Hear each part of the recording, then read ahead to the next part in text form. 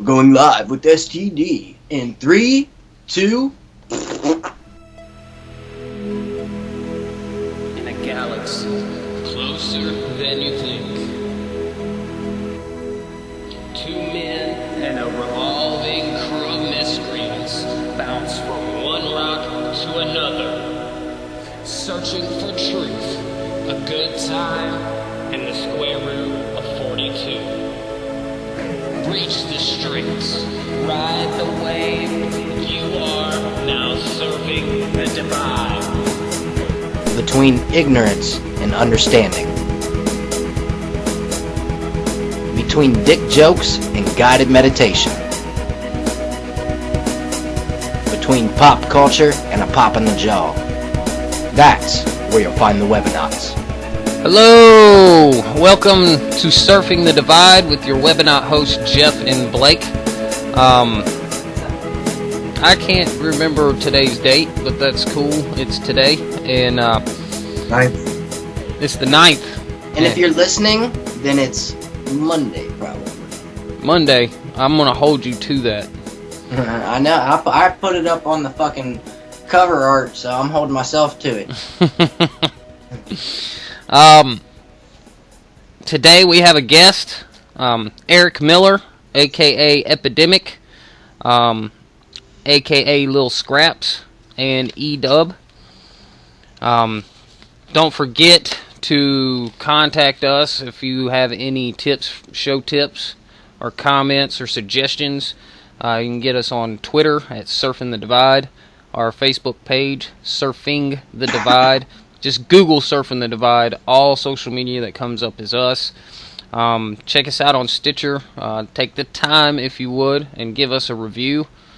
That will help us push the broadcast that we do out to more and more people. Help spread the word. And you can get us on SoundCloud. Yep. Also, some new things we changed on SoundCloud. Since it kind of feeds our other, like our Stitcher app and stuff like that. Not that you need to know that, but basically it's kind of one of our main spots now. And we also have our links to our old music you can check out there now. Which another reason, cool things we can talk to Eric about. He used to be in our band, Developmental. We've played one of our songs before, and we have that music there that you can find on our podcast SoundCloud page now. So. Can you put the DVD up on that? Do either of you guys have the show DVD? Well, Steve just came over here and showed it to Katie for the first time like a month or so ago. So he does have it. It's just a matter of I need to put it up. I definitely have one. Oh, do you? Yeah, definitely. Cool. Yeah, we should get that up online. That'd be cool. Absolutely. That's awesome. Yep. Good times with the Del Chico. But yeah, I can see Eric every now and again, but it's been a while since you've kind of got to talk to him at all, hasn't it, Jeff? Oh, yeah, man. It's been years, I guess. Yeah, dude, got to be at least 4 years or so. Yeah. I talked to you a few times when you first moved down there. Fuck, dude, it's been like 8 years now you fucking lived down there? Not quite, but it's almost 5. Oh, it's been... Damn. It's a goddamn black hole down here, man. I mean, I moved to the Alabama. Hey, at least you got swingers, though. Yeah, I guess they're getting wild here. One of our podcasts, we read classifieds off of Craigslist of like the swingers of that day. It was quite interesting. I'm sure that was interesting. Yeah, they're Christian on top, but wild underneath. I'll just put it that way. Yes, Eric is like us, a Central Ohio resident in Gahanna. Well, I originally met Eric with he was best friends with my ex-wife at the time. Well, not that she was my ex-wife. He was friends with my baby's mama, and we became real good friends. And then, do you say baby is mama? I like that because Tresden looks so Asian. It's funny. He gets that all the time, and he's super into like Asian culture and stuff. Right. So he's always sporting like silken hair. Like, where did that hair come from? It's them. We both have a small amount of Indian in us too, and I think like you see that in the cheeks or something. Maybe is what it is. But I showed her a picture of Jamie when she was really young, and she had that kind of Asian little girl look to her too at the time. Yeah, he'll grow out of it. You don't have that silken hair. I don't know where it came. Does he like straighten his hair every day No. to get that look? Yeah, it's like his hair grows quick too. Like his hair's as long as mine, and I've been growing mine like 3 times as long as he has. Oh yeah, guys. Also with us today, well, like always, we got help from our wonderful production assistant back here, Ms. Katie May. But we also have Miss Amanda Marks joining us on the show tonight. I was wondering whose random voice just popped in just now. But thank you guys for coming. We appreciate it. It's good to get the gang back together, man. Absolutely. And I think I mentioned this like on our very first podcast, and it may have even been the Phantom episode, I'm not sure, but one of the things about Eric, since we're kind of establishing how we know, one of the cool things about Eric, man, he's a super intelligent guy, and there's a thing that sticks out that he opened my eyes for me in my life in this one aspect. Right after the economy collapsed, in what was it, 2008?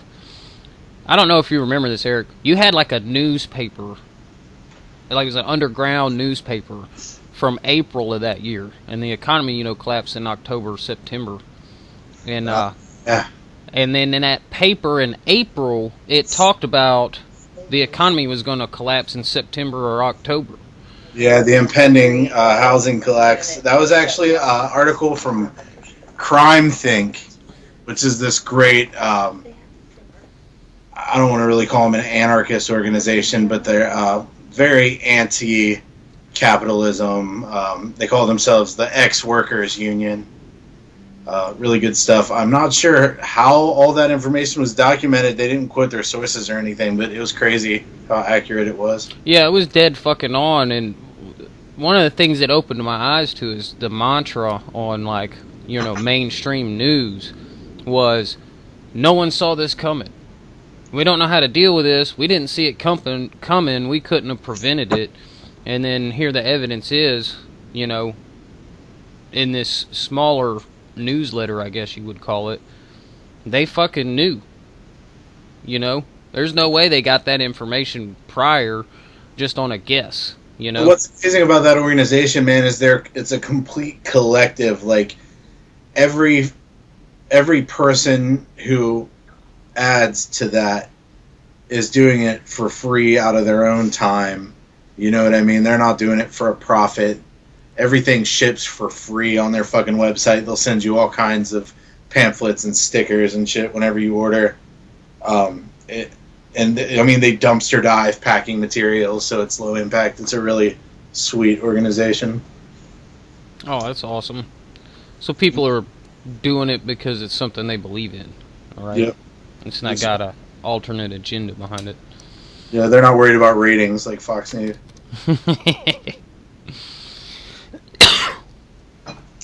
So you guys know about, I think maybe you showed me this at one time and then I forgot, and this guy showed us again. You guys know about William Cooper? Remind me. He was kind of, actually, he's similar to Alex Jones, but before he died, he went on this, yeah, William Cooper, he wrote, Behold a Pale Horse. Right. Right. Yeah. Which, that gets into some, it definitely gets into some tinfoilist areas with the UFO stuff and whatnot. And some of his background, it looks like, because after I heard the recording, that I'm talking about, I looked up some information about William Cooper, and it does look like, he might have exaggerated his time spent in the armed forces and whatnot. His connections he made while he was there. Right, but do you know the recording that I'm talking about, Jeff? William Cooper? No, I do not. I'm gonna have to bring this up right now. Oh man, it's really long though. I don't know where the points are, but basically, months before 9/11 happened, he laid out exactly what was happening, and supposedly they all got dossiers on it. The guy who currently owned the towers took out an insurance policy that protected against terrorism. Really? Yeah, I'm not sure how accurate any of this stuff is. It's from sources like Loose Change. But I mean, I never saw any paperwork, and even if I did, that's not hard to duplicate later, Right. Like I said, I would look it up right now, but the whole entire part of this broadcast is like half an hour long, and so I don't really want to take the time trying to dig through it at the moment, although I can bring it up another time. But basically, he's saying the fact that before, Osama bin Laden was like a name and everything, but it's not like he was in the news before, like it was before it happened. And William Cooper, months before, is talking about like giving almost details of what's going to happen, that they're going to blame Osama bin Laden for some big terrorist attack that's coming, and the fact that what had just happened was like when CNN did the interview with Osama bin Laden. You know what I'm saying? So he's making the point like he's the most wanted man in the world, yet you can take a CNN news crew, directly to where he's at. So he was saying this stuff before people were even think about it. And if I had to, I don't know the details of it. I'm sure there's somebody wringing their fists at me right now because I can't bring up the points. But it's really hard to say, dude. Because I mean, who's to say that they didn't contact CNN because they wanted to put that video out? I mean, you know what I mean? It's easy to get hold of CNN. That organization could contact anybody and say we got a message, and they jump right on that opportunity. Yeah, I mean, I guess I can see that. But I mean, at the same time, CIA funded Osama bin Laden, trained him. Right.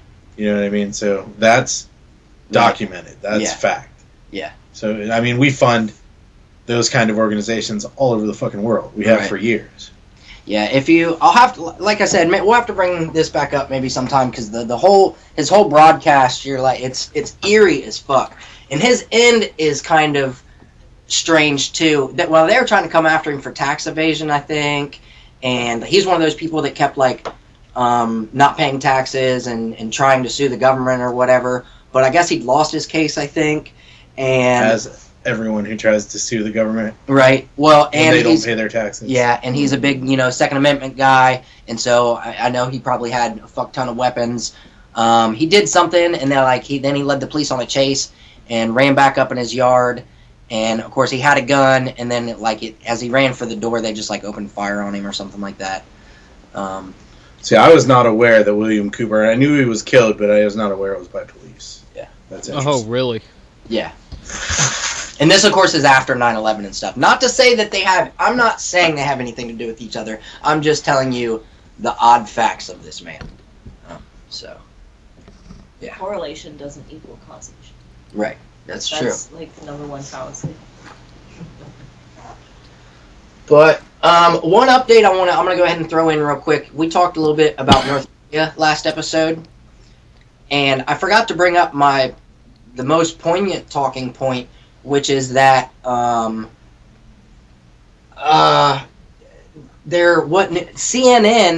released a story that pretty much shows that it was a fucking Sony insider that did it and then did this shit to try to cover it up.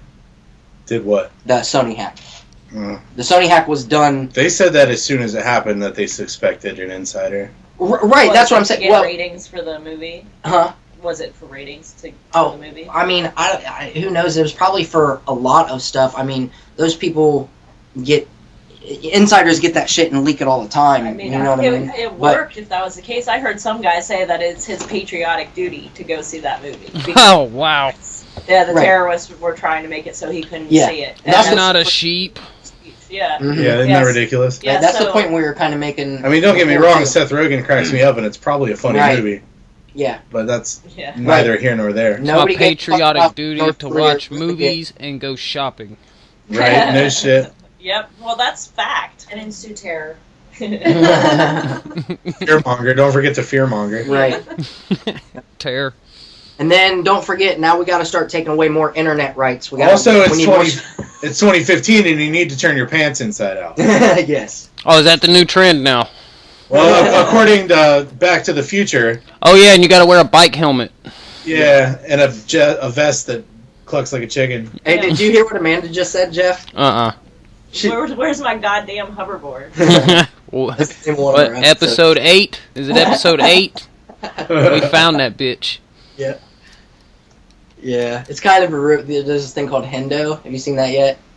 Like, you can take it on half pipes and stuff, and like they show there's a video of Tony Hawk going back and forth on it now, but it's magnet stuff, so it's not like it's really hovering. Okay. Well, a hoverboard would have to be magnet stuff too. It's all about polarity. Yeah. Well, and magnetic fields. Right, but I'm saying this requires like a metal half pipe. You know? Right. Well, yeah, it has to be over magnets, and we kind of discussed, like, the one in the movie. Like, to do that, you're going to have anti-gravity, period.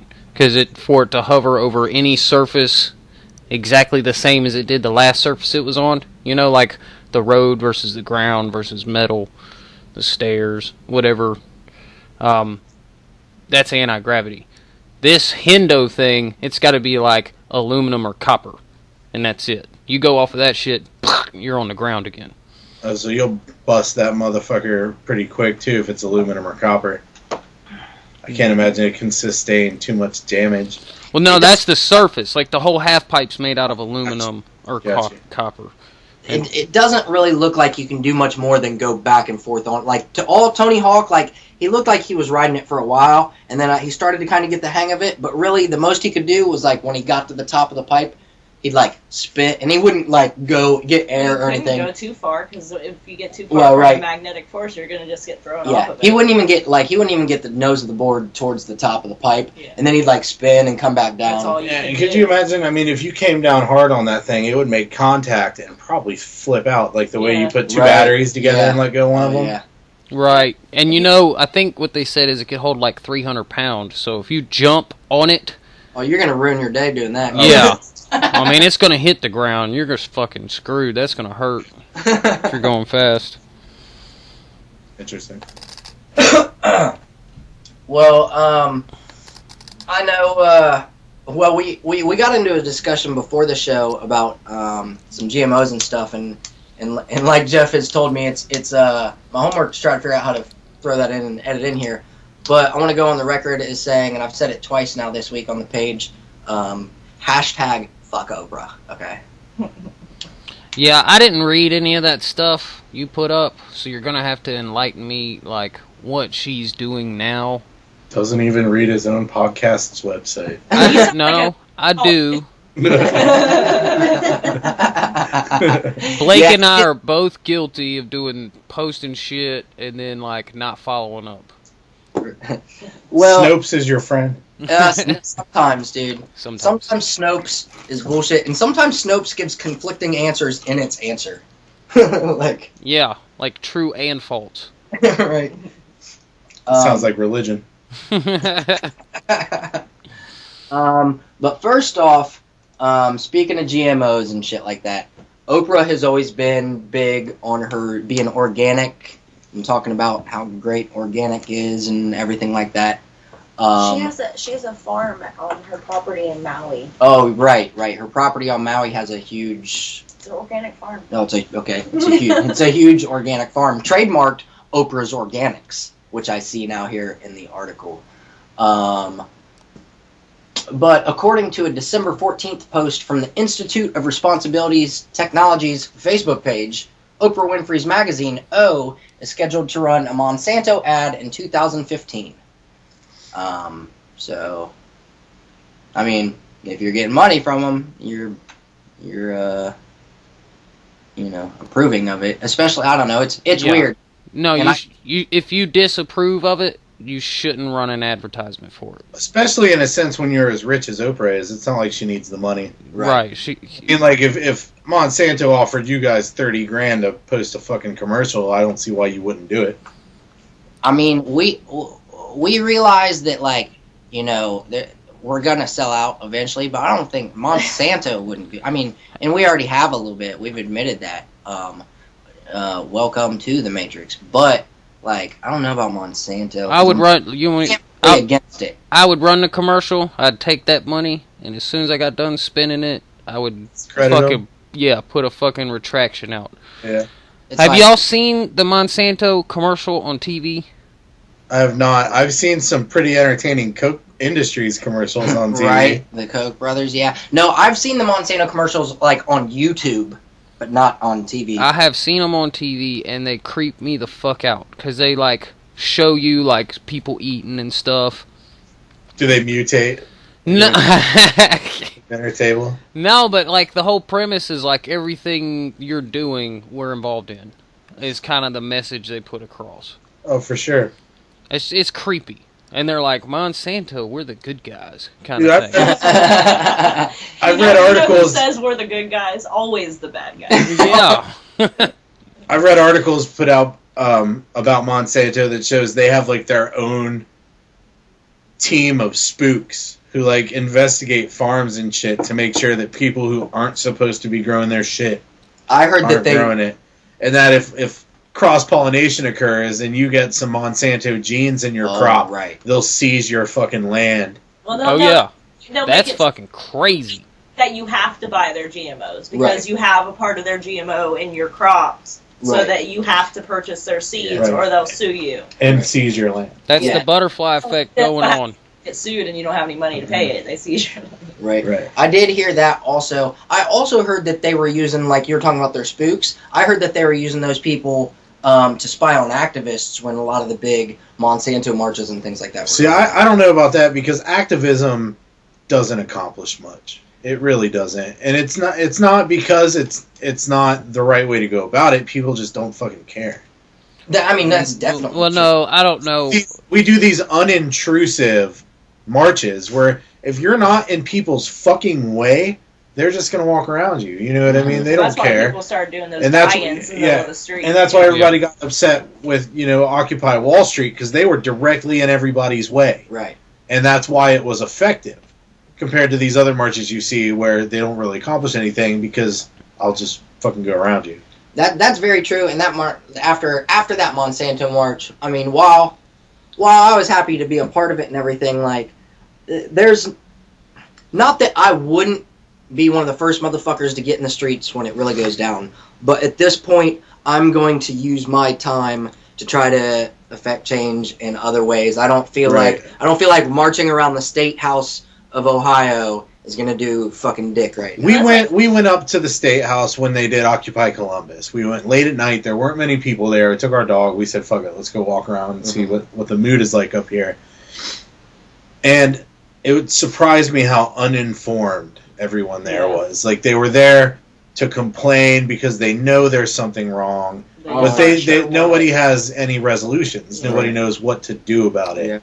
And without those kind of ideas, we're just telling it to the mountain, you know? That is one thing that I've experienced that's taken me out of some of the activism I used to be involved in, is like,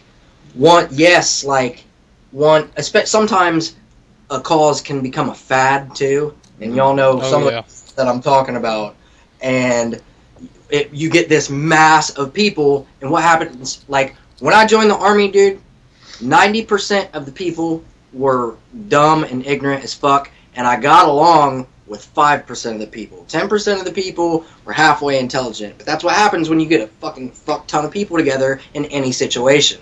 You know what I mean? Yeah, it really doesn't matter what demographic you're looking at. I mean, 90% of them Well, are if we have an issue misinformed. with GMOs, we need to do more research about what the real effect is. I wanted to do a study where I had rats and through their entire lifespan feed one rat exclusively genetically modified organisms and then feed the other rat exclusively organic, and then see what kind of health issues. She's serious too. We've been looking into the pricing of EKG machines Yeah, I was for going to get rats. a veterinary ECG machine so I can actually do this study because That's awesome. it's a study that really hasn't been done, and Right. Well, Monsanto kind of doesn't want you to do Well, it. it's not that. it has been done, but they've done it short term. It'd be like 30 days or 60 days or 90 days. Yeah, entire lifespan of these Which rodents. still wouldn't be that long. A rat's lifespan's like 2 years. Well, It's not- that, and you need to do multi-generation because I don't know how true this is, but I've heard that, like, first generation GMO eating rat, not too big, maybe, like, they die a little earlier from maybe, like, organ problems or something, but your second and third generations can be Yeah. born, like, Yeah, it would have to be an sterile and shit. But I would like to actually see what the health effects are, because, I mean, this is something that they're really not, if they are doing studies on it, they're really not talking about. They're not saying, well, we've done research on rats and chimpanzees, and there's absolutely no health effects. They're not telling us that. So it shows that if they are doing studies, there are health effects. They're just not telling us. And, you know, I think about the way my body feels. I mean, it could just be because I'm getting old. But I feel definitely my stomach has become in a worse state since it did back in the day. And it could be age, who's to say? But to me, it's one of those things that a lot more research needs done. And to just say that it's safe, I think they're jumping the gun. And I agree. I'd like to prove whether it's safe or not. Right. What actual effects is it having on the life of organisms, of the life of the animals that are eating it, which is us and our food, you know? And the BT corn, you know, the bacteria, and what it does is it tears up the intestines of these insects, and they die of sepsis. You know, shit gets into their bloodstream, and they fucking die. You know, and they'd be really sad if that starts happening to humans over this shit. I wonder if that's why so many people are getting like Crohn's disease and stuff a lot more nowadays. It's that kind of shit. Yeah. Yeah, it's hard to say at this point. Yeah, I mean, who the fuck heard of irritable bowel 50 years ago? Right. You know? That's the thing. If we did a little more research, then maybe we could say that we don't want it in our grocery stores, because we know for a fact that we're becoming sicker when we eat it. Well, the people responsible for figuring out why are the rates of all of these different illnesses going up aren't trying to figure out why. They're just saying, oh, okay, here's a new thing, we can figure out a pill to moderate it, and now we can sell them this pill for the rest of their life. Yeah, they're making money off make of it livable, sickness. and then you profit from it. Yeah, so think about that's a double-edged sword, man. Get you sick, and then sell you the treatment. Monsanto could be potentially working with these drug companies that Monsanto knows that we're going to have bowel issues, so the drug companies are making more drugs to help with our intestinal issues, and they're working hand in hand. Who the fuck knows? That'd be pretty... It's a vast conspiracy. When you take tinfoil hat. Right? But you know what? It's not. That's not tinfoil hat. That's logic. It's scary to think of how these corporations all work together, because it's all about the almighty dollar. Well, and when you take in the coincidences of all the former, former FDA that now works for Monsanto, and all those ties, actually all of Monsanto's weird-ass ties, to me it just spells fucking fishy as fuck, you know what I mean?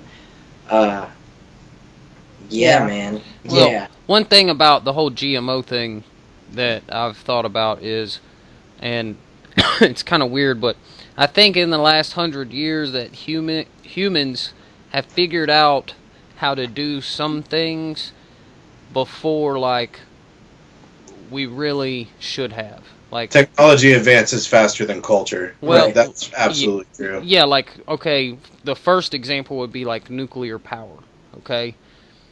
We still really don't know how to contain it if something goes wrong, right? That's a fact. But we're going to go ahead and build hundreds of plants and set them all over the country on fault lines and waterways, because we have faith that the systems we developed 60 years ago are going to hold up forever, because the reaction's going to go on for fucking ever once we start it.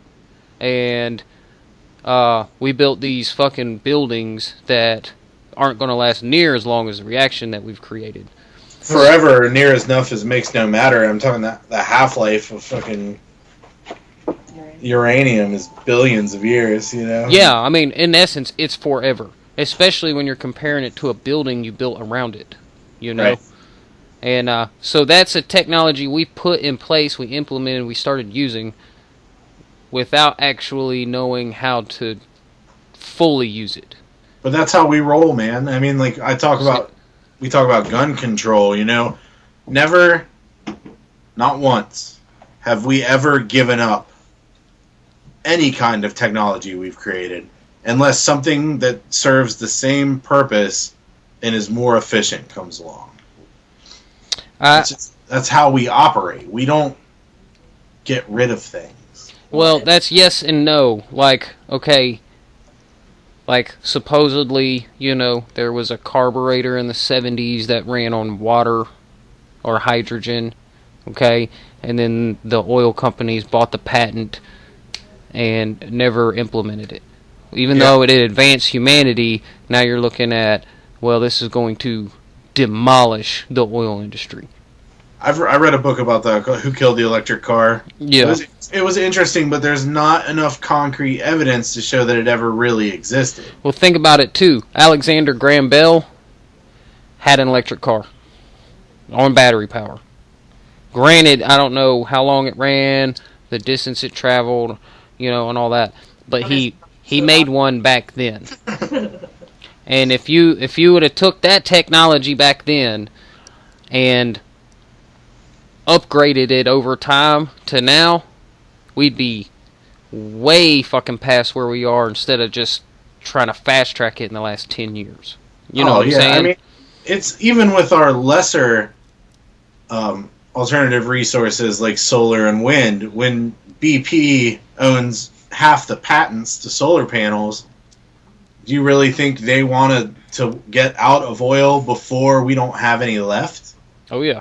I mean, they're going to make as much money off it as they can. I saw an article that Royal Dutch Shell put out where they said that we have 80 years of fossil fuels left, and then that's it. That's all. Yeah, but I think that's them creating false scarcity. Because I'm hearing new things like that wells that they thought were dry and go back like 10 years later, and they've got more oil in them. Yeah, but it can't be much, man. Think about this, how slow the process is. Right. I do think that the planet, the oil is abiotic. I mean, they like to say that it's finite, but more is going to be made just from the plate tectonics and the way that pressure forms all these different substances. But we're using it up so much faster than it can replenish. I think beyond how much is left, it's really the issue of what destruction comes from using it. I mean, you look get the at sinkholes. The BP oil spill, the Deepwater Horizon oil spill was like the greatest natural disaster, human-caused natural disaster ever. I mean, it's more than whether or not we have. And then did you notice right after that is when all the sinkholes in Florida started popping up? And that's because now there's just this empty network of caverns that used to be full of oil, and now they're just hollow. Well, there's a theory I heard here recently, and it kind of ties into the fracking thing. Like, oil is a lubricant, right, that we use in our machinery.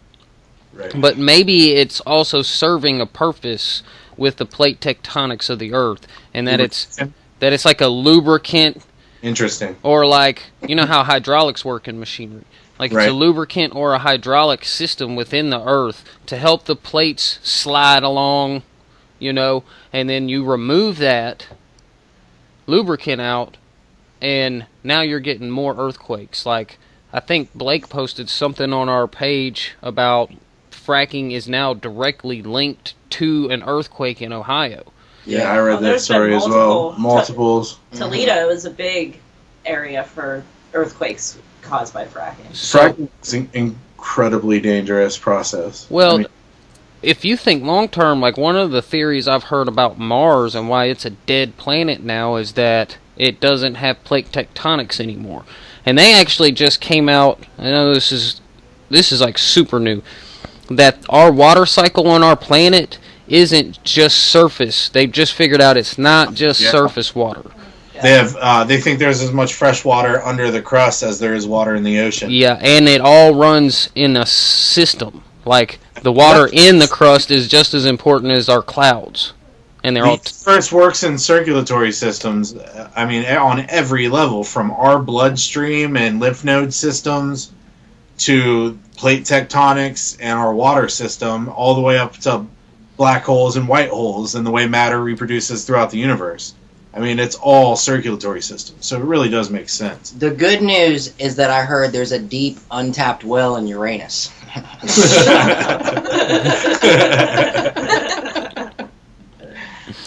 Oh, it's been tapped.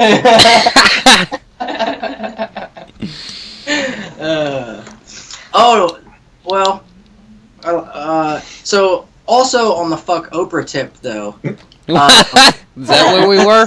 Back to Where's Amelia Earhart? speaking of tapping Uranus. But yeah, Fuck Oprah. you guys ever figure out where Amelia Earhart is? Because we dedicated a whole episode to it and still didn't figure out. It's so funny. But No, they just found a piece of her plane. Did you hear that? Yeah, that's what we were talking about. It took almost an hour to get that sentence All I out. want to know is, was she flying for Malaysia Airlines? right. There's another plane that just went missing like Yeah. last week or something. Like, what the fuck is going on? Fucking How I are know we it's going to happen. It's fucking UFO. David Copperfield's making a comeback. In the age of GPS, when there's fucking losing planes. Dude. Oh. It's got to be faulty mechanics, dude. I feel like those planes are unsafe. Well, I don't those see what planes, else they're it the could same be. fucking planes that have been running since the 80s. Like, passenger planes really haven't been updated at all. They've gotten new mechanics and new parts put in, but it's the same fucking shells. It's kind of scary. I'm gonna drive. Which is really funny. They won't make new planes, but yet I read stories about how, when we're not in war, and especially with the advent of drones and how manned crafts for war are becoming less used, you have all these different companies across the country that build tanks. Well, the economy of these little towns where the tank factories are in would just crash into oblivion without that income. So even though the military's not using them, they're building planes and tanks Yeah. and just sending them to the fucking desert to rust. What? They can't build new fucking airplanes? DCSC up here, they have a bunch of tanks. Oh no, That's definitely. that's a remnant of World War I and II, where our economy became a war economy. Right. Yeah. Yeah, we still are. Oh yeah. Yep. Eisenhower warned us about all that. And you wonder why we're always at war. Right. That's why there will always be a constant we warred. enemy. We warred before there even was such a thing as money or monetary systems. When you look at like skirmishes over land Yeah, but and we're shit like, like I that. mean, it's a world economy now. With the advent of the internet, it's a world economy. And they're We're trying we're to work it out, perpetuating and we war got to kill some to make motherfuckers. money. Well, I think what Operate. America, though, our economy changed, and I heard it put pretty well in this thing I was listening to about World War One. That's when our economy changed from like the Industrial Revolution, America, invention giant, and we're creating all these things and gaining wealth that way, to, alright, we're going to supply the world with fucking weapons. During World War One, we supplied the Germans and all the Allied nations with fucking guns, ammunition, and the way this guy put it was really awesome. Basically, we sucked money out of Europe as long as possible during World War One, and just drained them of wealth. And then that's why we were able to come back and then just dominate everybody, because A, we had, our army was untouched, but B, we had all these finances that we had gained from selling them shit for years and years and years. It's like the Rothschilds, dude. They did that shit back at Napoleon's last battle. When Napoleon was defeated, the Rothschilds sent a writer back to London, and this writer told everyone that Napoleon won. So everybody sold. They got out of the market, and the Rothschilds bought it all up. And then when the news came that Napoleon lost, they owned everything. Mm. I mean, they've been pulling coups like this for a long time. Yeah. So how long was Osama bin Laden really dead? Well, but I mean, that's another funded by America. I mean, Vietnam, Desert Storm, all of those were oppositions that we funded, that we supplied with. Oh, yeah. ISIS is that Yeah. right now. I air quotes ISIS. Yeah, well, wasn't that when we armed the rebels in Libya? Or In Syria. We dropped all those packages, and then somehow ISIS got one of them. Yeah, they were the rebels that we were arming from. Yeah. Ourselves from the government. Supposedly members of the Egyptian rebellion are part of ISIS now. I mean, it's hard to say. Well, it's funny, during Romney... A rebel? Here you go. You know, like, how did that work?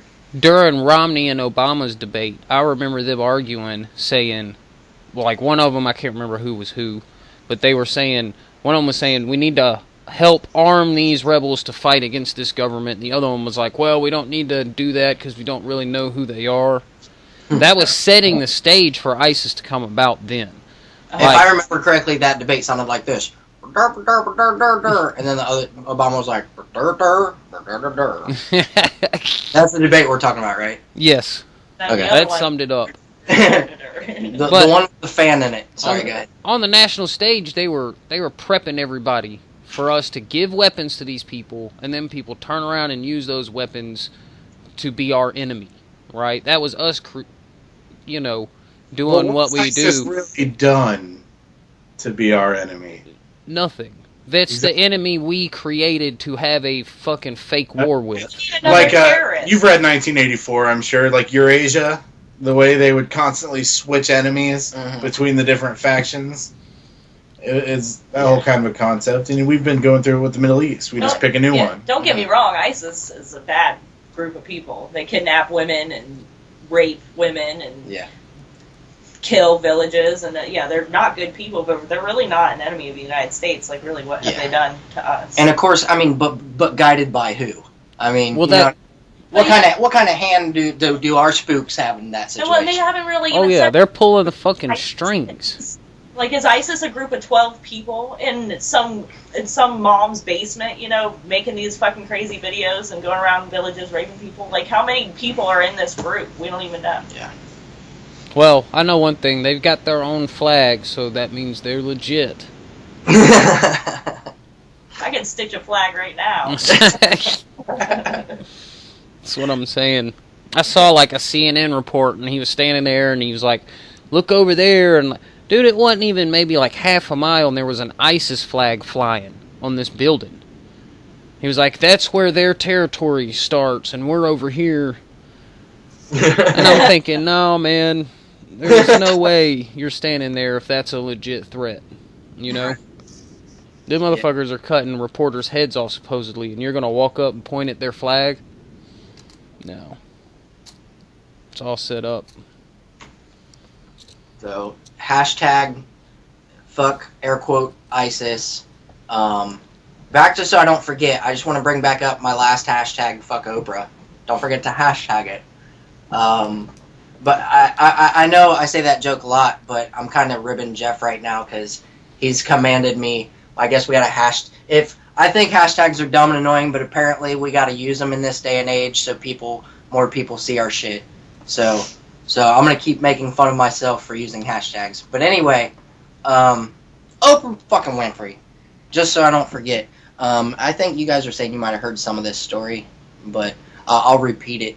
And of course, not that me or Jeff or Eric have played a show in quite a while, and I guess I shouldn't have to go on record as saying this. It should be a given. But support your local artist. If you're a venue, don't be a fucking cunt and rip them off. Like Oprah Winfrey tried to do. She threw this her magazine threw this big giant event in San Francisco, right? And then they were reaching out to local artists that they wanted to like perform on side stages. And so they reached out to this girl who's a hula hooper. And there's in this article there's a picture of her. And she didn't look like just your average like hippie at a festival with a hula hoop. Not that there's anything wrong with that. My girl's got a couple of hula hoops in the room over here. I'm just saying she looked like this is what she does for a living. You know what I'm saying? How does one go about hula hooping for a living? Well, not working for Oprah. You're right. Well, it's the Bay Area. I mean, I don't know if she's San Francisco. I don't know the logistics of it. She's got a hat and she's hoping for dollar bills. Right. Maybe she is a street performer. Yeah. But if a billionaire asks you to perform at their event on a side stage, you should get recuperated for that. But no, dude, I gotta assume I'm getting hosed by a billionaire. I mean, I have to assume that I'm not gonna get shit out of that stingy motherfucker. Because if they spent money, they wouldn't be a billionaire. Right, but it's not like Oprah. It's Oprah's company throwing an event. If you throw an event, you should pay your fucking performance. From what I understand, it was a self-improvement seminar. And my whole point is, as a local artist, how are you supposed to improve yourself if you do these jobs that you don't get paid for? That's what my whole point of this story is. That's exactly right. Emotional gratitude. But yeah, for Oprah Winfrey, basically what the letter that they replied to this girl about basically said, like, we don't have it in the budget to pay you right now. Pretty much you should take the exposure as payment enough. Which, if you've done anything in, you know, any type of music, local or what have you, I'm sure you've gone down that path where people expect you to do it for the mere exposure of doing it. But at that level of the game, pay up. I'm not sure how many levels there are to the hula game. I mean, all I'm saying is I wouldn't pay some bitch to hula hoop. Would you would you throw an event and ask a hula hooper to perform? I mean, maybe. But you're not going to pay that bitch. That crosses the line. Yeah, well, anyway, Oprah's a cunt. She's always been a cunt. Fuck Oprah.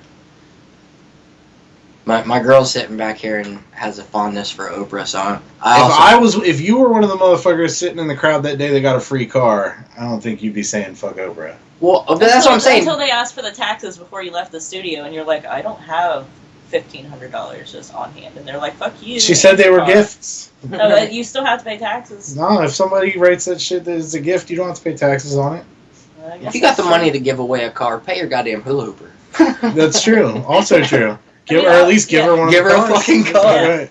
Hey, really, how much does a hula hooper charge? It would probably only been a couple $100. Right, and you know what, really? Because I will admit, she watches Oprah sometimes, so I have seen this, and the hula hooper was a female. She could have just let her go on that episode where they ate the whole set was chocolate, you know what I'm saying? Just let her run wild in there.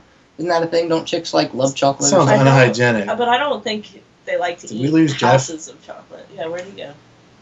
Jeff, did we lose you? Yeah. Is that a thing that happened? Yeah. At some point. It might have. Well, we'll go ahead and take this first break here while we figure out what happened to Jeff, which is a thing that does happen from time to time. Yeah, ladies and gentlemen, this is EpidemiK with Gray Matter.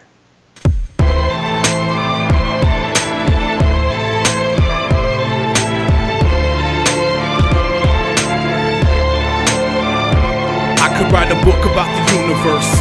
I could put it in detail, the retail value of human earth. I could see through the bullshit and view the worth. I could grow some cojones and do the dirt. And I could grow a chronic tree 6 feet tall. I could get scared by the ghetto bird and chop it down. I could turn $100 into two. I could ask God's forgiveness from the wrong I do. I could be the illest MC to strangle the beat. Send a hater to the hospital, mangle his teeth. I could roll an L, no stems, no C's. I could do it all strong, gone off the leash, you dig? They cannot control the soul through the woes of gray matter. And as long as I'm alive, I will thrive in the mind as gray matter. Always seeking definition, trained to gain proficiency to gray matter. Keep the focus and eyes and get the flow in the skies. I can be a little hard-headed, I can be a fucking prick sometimes. Man, I know, I get it, I check it into place most times. I got it, I don't mean to be mean, I'm just trying to stay honest, like I promised myself when I was 15. Stay true to yourself, you'll do big things. Keep bad news to yourself, someone's listening. Lock it deep down to yourself or it'll get exploited. The fucking paranoia, that's all that kept me alive. And I can hear my well-being scream as it dies. And the disease in my mind now spread to my flesh. I'll probably die from a cardiac arrest. And the target on my chest will be moved to the next guy. Refusing to be brainwashed, stand the defense line. And outcast, never outlast the clones. I may be going out young, but I go on my own soul. They cannot control the soul through the woes of gray matter. I may be losing my mind, but at least it's still mine, it's gray matter. Always seeking definition for the sake of suspicion of gray matter. Keep a vigilant eye or you will fall from the sky. Gray matter. Gray matter. Alright, now it's time. The Webonauts, Jeff and Blake, have informed me for a word from their sponsor. This episode of Surfing the Divide is brought to you by ADT Premier Home Security, your local ADT authorized dealer. Guys, this is a deal you definitely need to check out. Right now they're offering a free home security system with just a $99 installation fee. Peace of mind starts at about $1 a day. And if you give them a call right now, well, we're going to give you a reason to call. They will upgrade you to a two-way voice-capable panel with a live operator and also receive a $100 prepaid Visa gift card. Contact our friend Kyle at Premier Home Security, your local authorized ADT dealer, and mention the promo code Surfing the Divide. Restrictions apply. Call for details. Call 1-888-493-1980. Well, we're back again. You just heard Gray Matter from EpidemiK. We're sitting here with EpidemiK himself, Eric Miller. Been talking about some things and some stuff. How long ago did you write Gray Matter, do you think? All those albums were pressed up for the 2007 gathering, so it was probably sometime late in 2006. Yeah. Damn near 10 years ago. I would say it's stating the obvious to say that your songs are heavily message-filled and whatnot. The song Gray Matter itself, were there events or anything that particularly inspired that song? That was all really inspired by that instrumental. It's an MF Doom instrumental, and it really just brought all that out. A lot of my stuff comes off kind of manic depressive, but the duality of the song it just really came to me, like the two different choruses and the way they mirror each other. There's no real forethought put into it. It just kind of emerged that way. Yeah. What about the album as a whole? Were there any were there any big events that were happening in the world at the time that maybe drew about some of the thoughts behind it? The biggest one would have been what was the name of that damn song? It ended up getting taken off the album. You were on that fucking song, Gotta Be.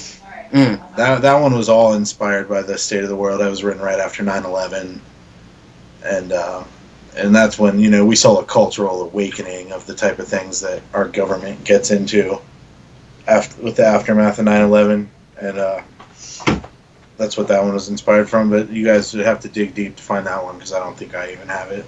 Yeah, I don't know. Oh, cool. I know me and Jeff had said we want to try to bring back up. We didn't want to play the song again this episode, but we played One Smoke Away a few episodes back, and we started to talk about, and then we realized we need to wait till you get here. But I just remember, you and Jeff for sure. I don't know. I always felt like writing together just always felt kind of really natural. Oh, it just yeah. Happened in an instant sometimes. We blew through songs. It was ridiculous how quick that shit came together. Yeah. I just remember the event of writing One Smoke Away. We're at Jeff's apartment that's 3 stories up in this small apartment. Tiny.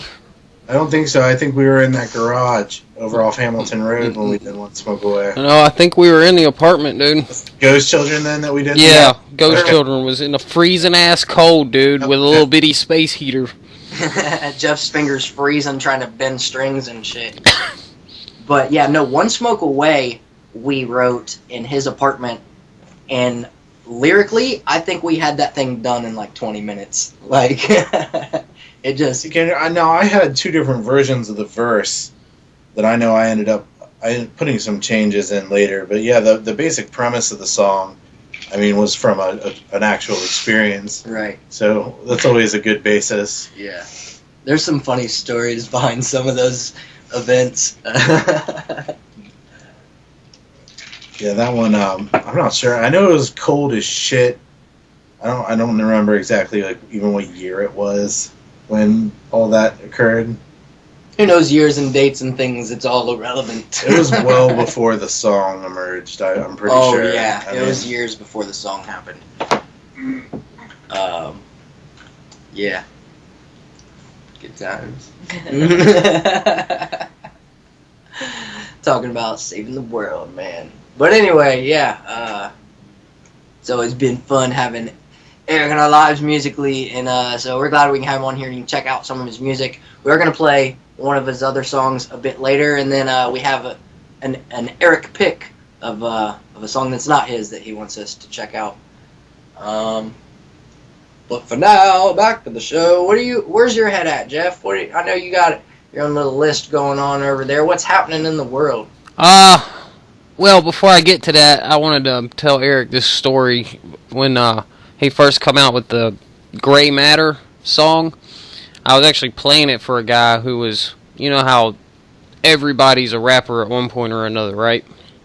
And I played this song for this guy, and he was listening to it, and I swear this is his response. Man, you know, that's that smart rap, dude. Yeah, I get that. I was like, yeah, he's a pretty smart guy, man. Yeah, that shit's above my level, bro. Yeah, apparently intelligence is a turnoff. I was never aware. I fucking love it. So, anyways, I just thought I'd put that in there, dude. So, as far as what's going on, I did want to, I guess, mention the Brown video that you posted. Oh, right. See, I saw that video before you posted on our site, and a person posted it, and the way they... Michael Brown, by the way. Yeah, Michael Brown. And this video is supposedly the way it was portrayed. This was Michael Brown beating the crap out of some old dude. And the person that posted it, when I saw it the first time, was like, yeah, I would have shot him too. Saying, you know, that he was a thug and blah, blah, blah. Kind of like he deserved what he got kind of thing. And I watched it, and it was pretty freaking brutal. And then you posted something that says that's not even Michael Brown in that video to begin with. Right. Well, see, the original posting of that video was from it's like 2 years. It was originally posted like 2 years ago. First off, okay. Secondly, the dude is you can verify that he's taller than Michael Brown was. He's much darker complexion, and if you do a side-by-side comparison of pictures, it's not the same face. Also, take into account 2 years ago, and the man in the video he looks like he's definitely at least mid-20s, if not older. Okay, and 2 years ago, right now, Michael Brown only would have been 16 years old. The reason it started going viral is I don't know who found it. I mean, this video had been sitting around 2 years. Somebody found it and started passing it around, just saying like, "This is Michael Brown," basically. And then, of course, you know how YouTube comments go from that point on. Mm-hmm. And what was just a video of some dude beating up some other dude somewhere else, now it's Michael Brown. So. And it was pretty obvious that it wasn't him. Yeah. Didn't take much investigation to figure it out. No. I mean, yeah, if you do a side-by-side, the article that I read shows a side-by-side comparison of a still of the dude in the video and Michael Brown. Their faces aren't even similar. Yeah. But, you know, all black people look... That's exactly what I was thinking, dude. You know what? All you have to do is look at the ear. Look at the ear. Yeah, ears are as unique as fingerprints. Yeah. Huh. If you can compare the ear and see that it's a completely different ear, Yeah. that just shows that it's a different person. Ears are unique like fingerprints. Everyone's ear is different. Yeah. I didn't know that. A baby-faced 16-year-old does not look like a bigger 25-year-old dude. I don't know. You know how the internet is these days. As soon as something goes around, fucking, if it is in your favor to take it in as fact, that it's gonna be fact. You know. Also, I mean, even if it was him, it's neither here nor there. That's not the situation. Right. Like, not that anything went to trial, but even if it had, he wouldn't have been on trial for beating up an old man. That had nothing to do with the situation that everybody freaked out about. Right. Oh, it's completely irrelevant. Well, it's part of that smear campaign of this guy was a thug, he deserved to die, but that's, I mean, we're not living in Judge Dredd times where... And even then, it wasn't so much about smearing him as it is about trying to clear the police. Right. To show that he was a bad guy, regardless of what happened. I mean, one of the last things that any government wants is resentment between the populace and law enforcement. Yeah. Because that just stirs unrest. Well, they start losing control. Right. That's their first line of control. Right. I mean, you know how many people I know who said that the only reason they don't smoke pot, for example, is because it's illegal. If they weren't worried about drug tests, they'd be smoking regularly. So a lot of people, I mean, me personally, I really don't care what's legal and what's not. I do what my own moral compass leads me to do. And I think deep down a lot of people are like that. The only thing that makes you follow laws that you do want to break is the fear of law enforcement. And there are certain levels of it. For example, like a populace, nobody wants to be robbed, for example. And whether or not there was a law on the books that says stealing shit is illegal, the populace would frown on that kind of behavior inside its culture, and we would handle it ourselves. Right. And that's why you see, like, tribals, peoples, you see a lot of exile as punishment for breaking rules. Because if you're not going to behave the way our culture dictates, you can fucking leave. And I think they don't want people to realize that that's how our culture works. They want us to think that we need people to enforce these laws. Right. Yeah, definitely. Well, that goes to the whole thing that I have is when it's any kind of violent crime or a crime against another person, then it's almost without saying, yeah, that should be illegal. You know, that should carry some kind of punishment. Like you said, in tribal ways, it's exile. Here, we put them in jail, you know, remove them from society or fine them to death or whatever it is we do. Or make them king. Well, I mean, if you're a big time Society, yeah. If you're a politician type criminal, then you get elevated quicker. But you got to be stealing from like 1 million people instead of just one individual to get that ranking. But when it comes to like pot and stuff, that shit, that's just a front for control. Like, we now control, we say, and you got to do what we say, and we say you can't do this. Right. And I think it's also, you know, you think in language, so you can be controlled by language. And that's why you get all the smart lawyer talk that's added to everything these days. Right. And I also think that's why they've begun years and years ago referring to rules as laws. Because, and I go on this tirade a lot, but I think it's worth repeating, and that's that gravity is a law. Thermodynamics, conservation of energy, you can't break a law. The rest of that shit is rules, dictated by the way our culture behaves. Yeah. And calling them laws is tricky language, because you know you can't break a law. It's physically impossible. So by referring to all these as laws, it gives off the image of being unbreakable. Right. And right now we're a society built on the funny lawyer talk and the extra wording. We're one asterisk away from knowing what the fuck's going on at all times, because the people with the money are already writing another 3 asterisks beyond that. You know what I'm saying? You know how many new laws we got last year through the federal government? What was it? 2, 1? Right? I don't know. We ain't passing shit these days. 75,000. Wow. Like, different policy changes and rules they've made. Was it mostly healthcare stuff? I'm sure. I don't know the specifics. I just was listening to a radio one day, and that was the stat they threw out. Because I know I read in the 70s they had a Congress known as the Do Nothing Congress. Right. That's what they called them, was the Do Nothing Congress, and they've done many, many times more than the last seating of Congress achieved during their term. Right. For me, unless they're Now, undoing some shit, they can fucking not do anything else, if you ask me. Because the You know- more they do, the more fucked everything gets, in my opinion. now you got problems that need addressed, though. They're not addressing any problems.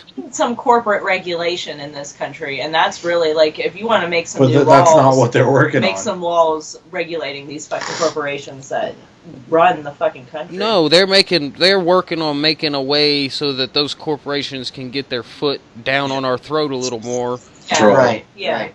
They can't even pass the bills to like help veterans, dude. You know what I'm saying? Dude, have you ever seen any detail into the way the VA operates? I mean, I know They that don't it's even have a computer. It's Right, not it- even computerized. it's piles of paper still. Look at No that. way. Yeah, oh, dude, yes, it's literal rooms of piles of papers, dude. And then one of the buildings had a fire or something like that, dude.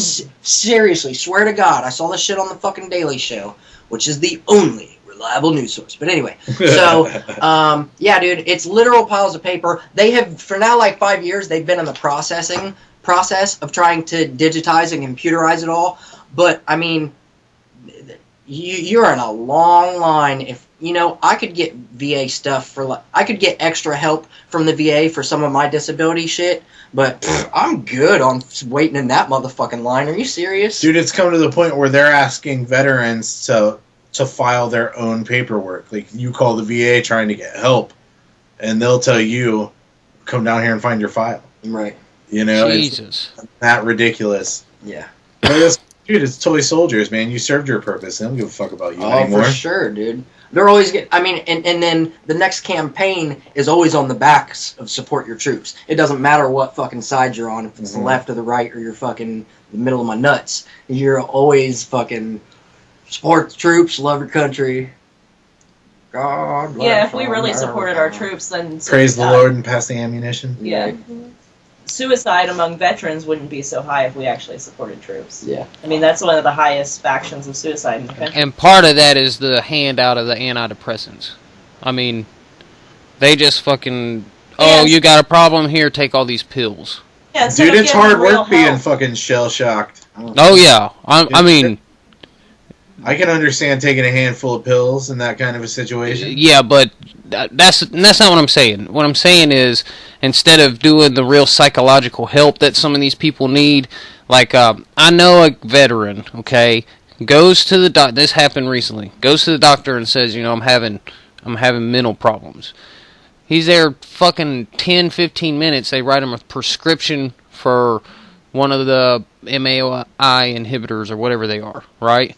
He starts For some ayahuasca. Yeah, I mean, without really knowing the real problem this person's going through mentally, they're already handing him pills. And the way they do it is they hand you some, you take them for a while, then you complain about something, then they change the doses, and they keep fucking with it until they think they get it right. Well, one of the problems with that is if you're taking the wrong one of those, it takes a regular, you know, a depression problem and makes it into a seriously suicidal depression problem. Right. And this person I know, that's what happened to them. Within a week and a half, 2 weeks of taking this medicine, they're like, I was driving my motorcycle and thought about running into a tree for no fucking reason. And, dude, detoxing off of them make you suicidal as well. Right. Amanda's little sister, they put her on antidepressants. She's like 17 at the time. She didn't fucking need them. And by the time we convinced her to stop taking them, that she went through withdrawal and got, like, really super depressed. Yeah. From not having them in her system anymore. More depressed than she was even before. Right. taking the pills. And, dude, who fucking isn't depressed? Yeah, give me a break. Right. You know what I mean? Come on. In this world, how could you live not depressed unless you have billions of dollars? Or you're a complete dullard. A narcissist. Ignorance is bliss. Oh, you yeah, or a know? narcissist. That's like the Soma thing from A Brave New World. It's like, All this here, sucks. yeah, take this shit and it'll numb the pain because everybody's feeling the pain. And we can get away with more as long as y'all aren't paying attention to the fact you're feeling us choke you. Right, and dude, all it is another form of control when you manipulate brain chemistry to make people feel a certain way. It's not really addressing the problem at all. It's just a new form of control to make them continue behaving the way you want them to. Exactly. Like, this happened to me, okay? When I would say 20, maybe, I went to the doctor and I told the doctor, I was like stressed about work, I wasn't in there 5 minutes, and the only thing I said was I was stressed about work. And they gave me antidepressants that alter your brain chemistry. Right. And I have a big problem with that because you didn't, take my brain and test the chemicals in it to know that there's an imbalance of chemicals to begin with. Right. Just rolling the dice. But you're going to prescribe something to me that's going to change that. And and What are you changing? You don't even know what you're changing. You didn't fucking test for it. I don't think they can test for it. Well, They can, yeah. but it's lots of tests. I mean, it's not a quick one shot to the doctor type visit. We see depression in this country. A lot of it has to do with malnutrition. We don't have the right nutrients, so we're weak and we're slow and we're tired and we're depressed. And it really doesn't boil down to needing an antidepressant. You need some fucking potassium in your diet, and simple things like that. You'll find that if you actually get the proper nutrients, you're not depressed anymore because we're all malnourished. It's easy to be depressed or uncomfortable and sickly and achy all the time. Yeah. Yeah, I agree with that. I mean, I drank, diet drinks for a long time. And this is going to sound weird. I drank Diet Pepsi because I liked it better than everything else. Because you're weird as fuck. Did you get migraines? No, I didn't get migraines, but after a while, I just felt... I don't know how to explain it. Just... Lethargic? Yes. Lethargic as fuck. And I decided, you know what, I'm going to cut these out. So I cut them out about a year or so ago, and I feel a ton better. I mean, just doing that alone. They say, drink diet, it's better for you than sugar. No, that fucking artificial sweetener, especially aspartame, is worse for you than fucking sugar is. Aspartic acid is crazy. It has all kinds of strange effects on you. I've heard migraines, that's why I asked that one. And then your body only knows one way to process sugar. It breaks down into glucose and sucrose and glucosamine and all those other chemicals that your brain uses. And it doesn't know aspartame is not sugar, so it's trying to run aspartame through all these same processes it runs the sugars you process through. And I don't know what kind of long-term effects that could have on your body. I know they did studies on rats here recently. And they, fed them... aspartame or some kind of artificial sweetener. And it did something, and I can't remember the term, but they became some kind of intolerant of some kind of glucose or some kind of sugar. And the scary part was, not only was the one they fed this stuff to, their body, forgot how to process real sugar or something like that. It totally fucked up that system in their body. They passed it on to their offspring. That problem, whatever that problem was. I don't know if it's diabetes, but it was diabetic. They couldn't process sugar properly. They probably needed insulin after that. Yeah, Couldn't process sugar. Yeah, it totally fucked up their bodies. Like you were saying. I always thought it was big fat motherfuckers who drank diet, because that's what I see in life. People who come through my store and buy diet, they'll buy a bunch of fucking Twinkies and shit, and then a diet soda, it's making a difference. Yeah, I fuck with people like that. Yeah, you're opposite. You ruined my theory because you're skinny. No, I fuck, my cousin, he works out, he's in shape, but he eats a lot, and this is the whole thing about being in shape, man. You balance your calorie intake with the amount of fucking activity you do. And, but he drinks Diet Coke, and he has his whole life. But we'll go eat, and he'll order fucking 2 giant full plates of food, and then a Diet Coke. And I'm always like, well, dude, with that fucking meal, you might need 2 Diet Cokes just to offset that shit. One might not be enough. Oh, man. As we're sitting here talking about this stuff, I'm looking at my Facebook feed, and I have 2 posts, 5 of the most common food intolerances and 10 disgusting ingredients you've probably eaten today. Oh, like confectioner's glaze. All right, yeah. Here's one for you. Confectioner's glaze, which is on almost any kind of boxed candy you get, is made from the secretions of the female lac beetle. What? Tasty. Yummy. Well, that's like strawberry and raspberry artificial flavoring is actually from the reproductive organ of the beaver. Yeah. It's a scent gland I did know that they release when they're mating. So it's like essentially like a cat marking Beaver their sex territory. juice. I hate that because I love that shit.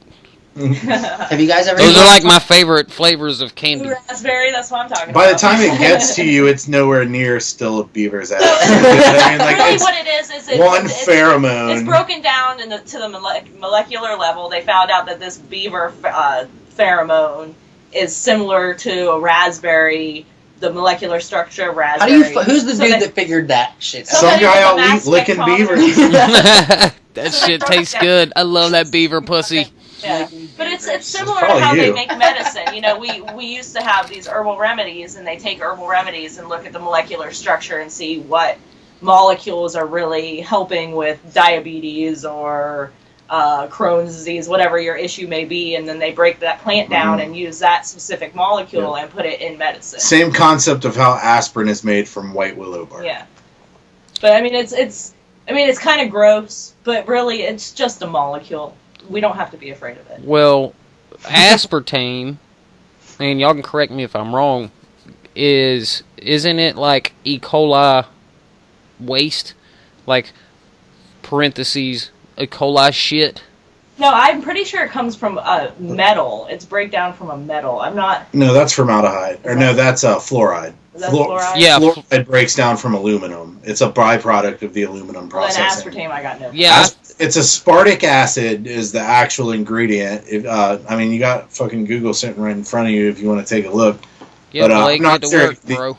The origin of aspartic acid. I know that there was a lot of Origin of hoopla aspartame. to get it approved in the FDA. Donald Rumsfeld was the head at the time. How you spell that? That's one thing that already scares me, because I already knew that. There you What go. is aspartame? And I guess they had to get people who were on the board to approve it fired so they could re-staff the board with people already paid off to get it approved. Yeah, and I think I looked this up one time because I heard it and I didn't necessarily believe it. But I think they get it from the E. coli. Look up aspartic acid, not aspartame. Or origins of aspartame. Yeah, Wikipedia. their Wikipedia, I guess that's probably the most legit one, because you're going to find a bunch of sketchy sites. Oh, yeah, for sure. Yeah, that's what I was thinking. Properties. Discovery and approval. You Oh, it's a peptide group. Yeah, see that. But it doesn't say where it originated, what they took it from. Oh, well, here I'll read. Discovery. Well, Yeah, how the fuck am I on Yahoo? What the fuck? Yahoo! How in the world did that one happen? Oh, it's because that's what Mozilla bringing up with my homepage. I gotta fix that. Do you guys know about El Goog, by the way? El Goog, no. If you Google El Goog, it takes you to this site that's Google, but what is it, Jeff? Upside down and backwards? it's not upside down. It's a complete mirror image, though. Okay. So, like, while you're looking up aspartame, I guess I'll tell them about it. All right, so we did this in one of our earlier episodes, and I realized that's the end of the internet. And the test was you Goog into Google, which is Google spelled backwards, and it brings you to a mirror page of Google that's exactly the same. And you can, like, Google anything in it, and everything will come up just like Google, only mirror imaged. Right? So then I was like, well, what happens if I Google NL Goog, and then it took me back to Google, right? So it was like walking through the door and back through the door. Like, Lewis Black, he said he found the end of the universe when he walked out of a Starbucks, and there was another Starbucks across the street. It's the same concept. That wasn't. That's funny. Well, we can There move you on. go. Yeah. If I figure it out, Of the world's best-selling. if I figure it out at some point, I can always post it Yeah. Well, Just put aspartame E. coli, and then it'll either bring up something or it won't. Aspartame E. coli, you say? Yeah. E. coli. E. coli feces. E. coli See? feces. I told you. Is aspartame? There it is on Snopes, right there. Yeah, I'm always It begrudging. says urban legend. That ain't even Snopes, man. That's another board. Message board. UPI.com science. Try skeptoid.com. Skeptoid. You know what? Sometimes I find skeptics pages though that are opposite of skeptics. We keep running across that. Yeah. So, anyways, when I looked up, and I could have found some fucking... See, no, dude, that's certainly not true. It says the E. coli are grown in tanks, and as they defecate, the feces matter is harvested. There's no way that's how that came about. Aspartic acid. It's an amino acid, dude. It occurs naturally in the world. I mean, that's all amino acids are naturally occurring. Well, I mean, hold on, this E. said- coli shit is naturally occurring. This says, so it turns out to be true that the components of aspartame are harvested from E. coli, though actually the patent mentions E. coli, Bacillus subtilis, and E. coli K12 strain harmless. Wait. The harmless well, A natural news article. We don't know if this is a reparable. Well, it says that he's quoting from an abstract of the patent. well, that doesn't sound... That mean... So you can look at the patent and say whatever you want and say, well, this is just an abstract of it. Right. Well, we clicked on a site. How about UPI science? Let's see if this is science. This looks legit. This does not look legit, dude. That's the way to go, dude. Type in, like, fucking... Science Daily.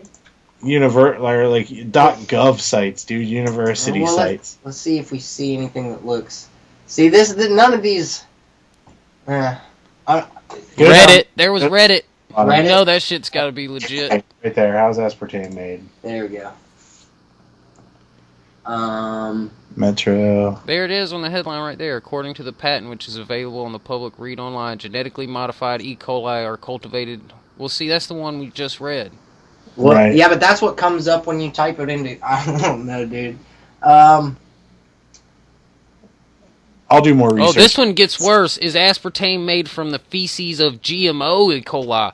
That shit is bad. It's made. We're going to howitsmade.com, everybody, if you'd like to check our references. It's way worse when it's from Derived GMO primarily E. coli. from two natural occurring amino acids chemically combined and designated by the chemical name NL-aspartyl L-phenylalanine L-methyl ester. Well, so is the naturally occurring stuff from... It was discovered inadvertently in 1965, but where did they discover it from? Right. Ancient cave paintings. What does that got to do with aspartame? Yeah, so inadvertently they ate E. coli and it was sweet, and they were like, let's put this in drinks. Shit is good. Mix this with some beaver pussy and we got some shit. Hell yeah, man. Hell yeah. I'm down for this mission. I'll look on my school's... Cancer.org. Yeah. How about cancer.org? I know we don't need to stay on this one, but... I have this before. Oh, well, this didn't come up in the E. coli search, did it? Oh, well. Well, The jury's out. yeah, yet to be discovered, people. Just like with anything like this, you can find 1 million pages on both sides of this issue. I always like looking up university websites because then you're getting peer-reviewed scientific documents. You know what I mean? Right. When we get home, Amanda has access to her school's database where she can look up everything, and it's all peer-reviewed science. So we'll try to figure out more about it when we have access to that. Cool. Yeah, we'll get that up on our Facebook then at some point. One thing that I had, well, it's funny, I saw this on CNN, and I wanted to bring it up in an episode a while ago, But then I listened to Joe Rogan Experience, and they talked about exactly what I wanted to talk about, and even made like the same kind of points. So I was hesitant to bring it up because I don't want people to think we're swinging off Joe Rogan's nuts or something. I know we brought him up a couple times with our Tarzan scream along the way. I think that was Joe Rogan when you're swinging off his nuts. Right. But do you guys know who Lisa Ling is? Yeah, the fucking one-hit wonder from the 90s. No. That was Lisa Loeb. Lisa Ling, I don't know if anybody remember, did you guys have to watch Channel 1 in high school? Yeah. Like that, that like national news show for high school kids? Dude, well, my high school was a blur, brother. What? I don't remember that What shit. high school you went to? The only thing I remember watching was Bill Nye and Mr. Wizard. For Seton High. Sorry, what, Jeff? Did you say Corseedon? He said Corseedon High. Oh. That's where he went to school. Yeah. I think I visited there a couple times. I'd go for the away games.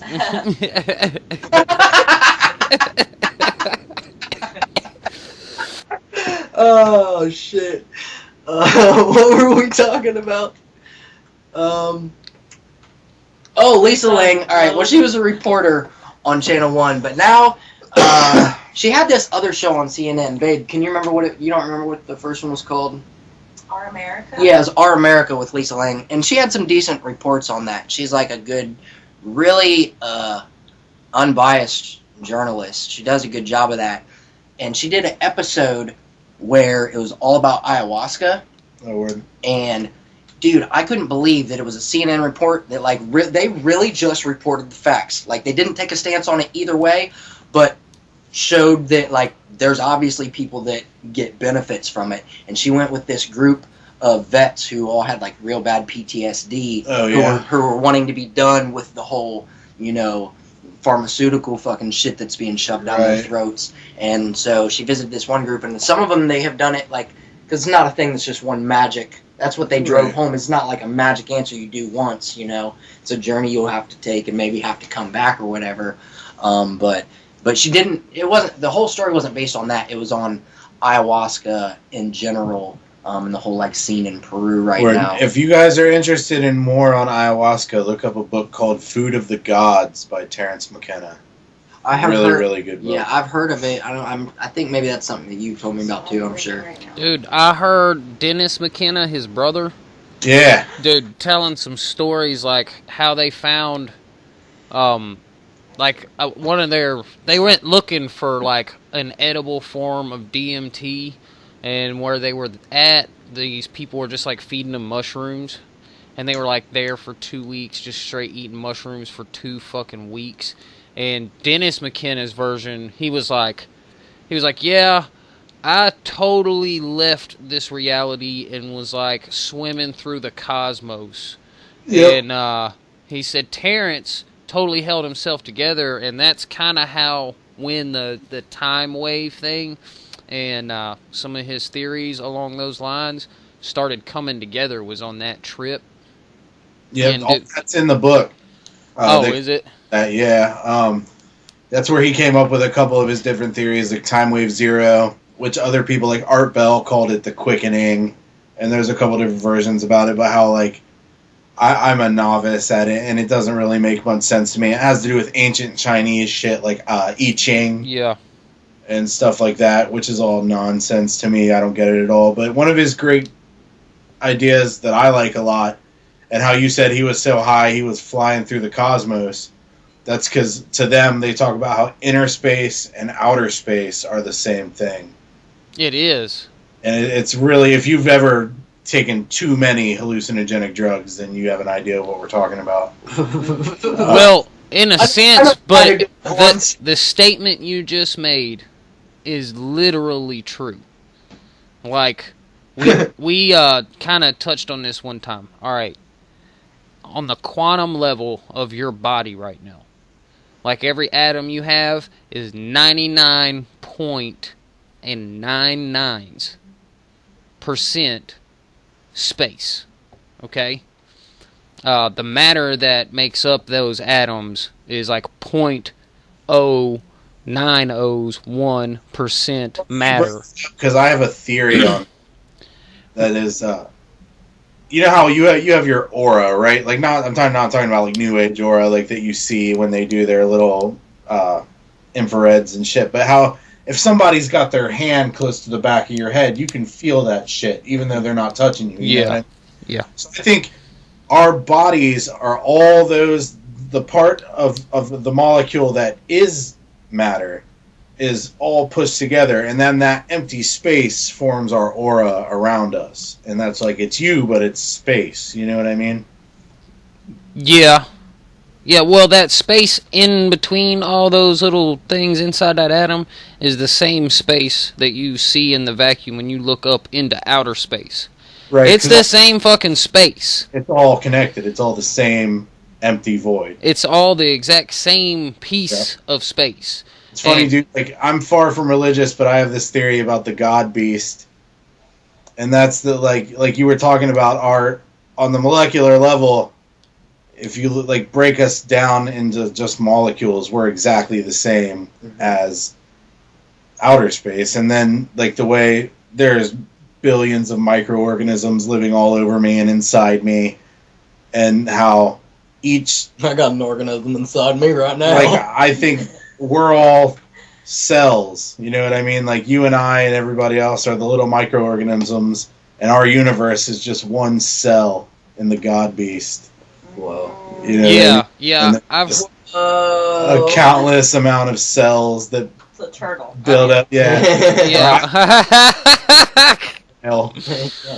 I've heard that theory too, and like it's weird because I told this to a guy that keeps up with this stuff, and he was like, "Well, scientists have disproved that," and I was like, "How? How the fuck couldn't they know? If you zoomed way out, right, to the scale where our entire, like you said, our entire known universe, and the edge of it is the cell wall, right? You zoom out, and then it's on the scale size. Now you've got it down to the size of a cell." Then the grand scheme, how do you know what's outside that? He's like, well, it's impossible. Well, what he was saying is scientist theory is, you know, you've got the universal speed limit of the speed of light. He goes, the information inside your cells travels at the speed of light or whatever it is through that medium. And he goes, so an organism of that size wouldn't be able to function because information from cell to cell or inside the cell isn't going to transfer fast enough to keep it alive. And I said, dude, that's you're missing the point. Right. Now you're talking relativity, and if you change the scale of things to that magnitude, time to us is nothing compared to something that big. But if you think about the life of a cell, cells can live for a few hours to a few years, depending on the cell type. And I mean, to the cell that lives a few hours, that's a lifetime. What's the age? You know? What's the age where at that point you've already replenished? 7 years. It's every 7 years. Yeah, every 7 years you're not you anymore. You are a completely different pile of cells every 7 years. Yeah. You know what's weird about that is you maintain the same like memories and consciousness. Exactly. So like, where is all that stored? Because this includes brain cells. I have to assume they're regenerating too. Yeah. You're a completely different.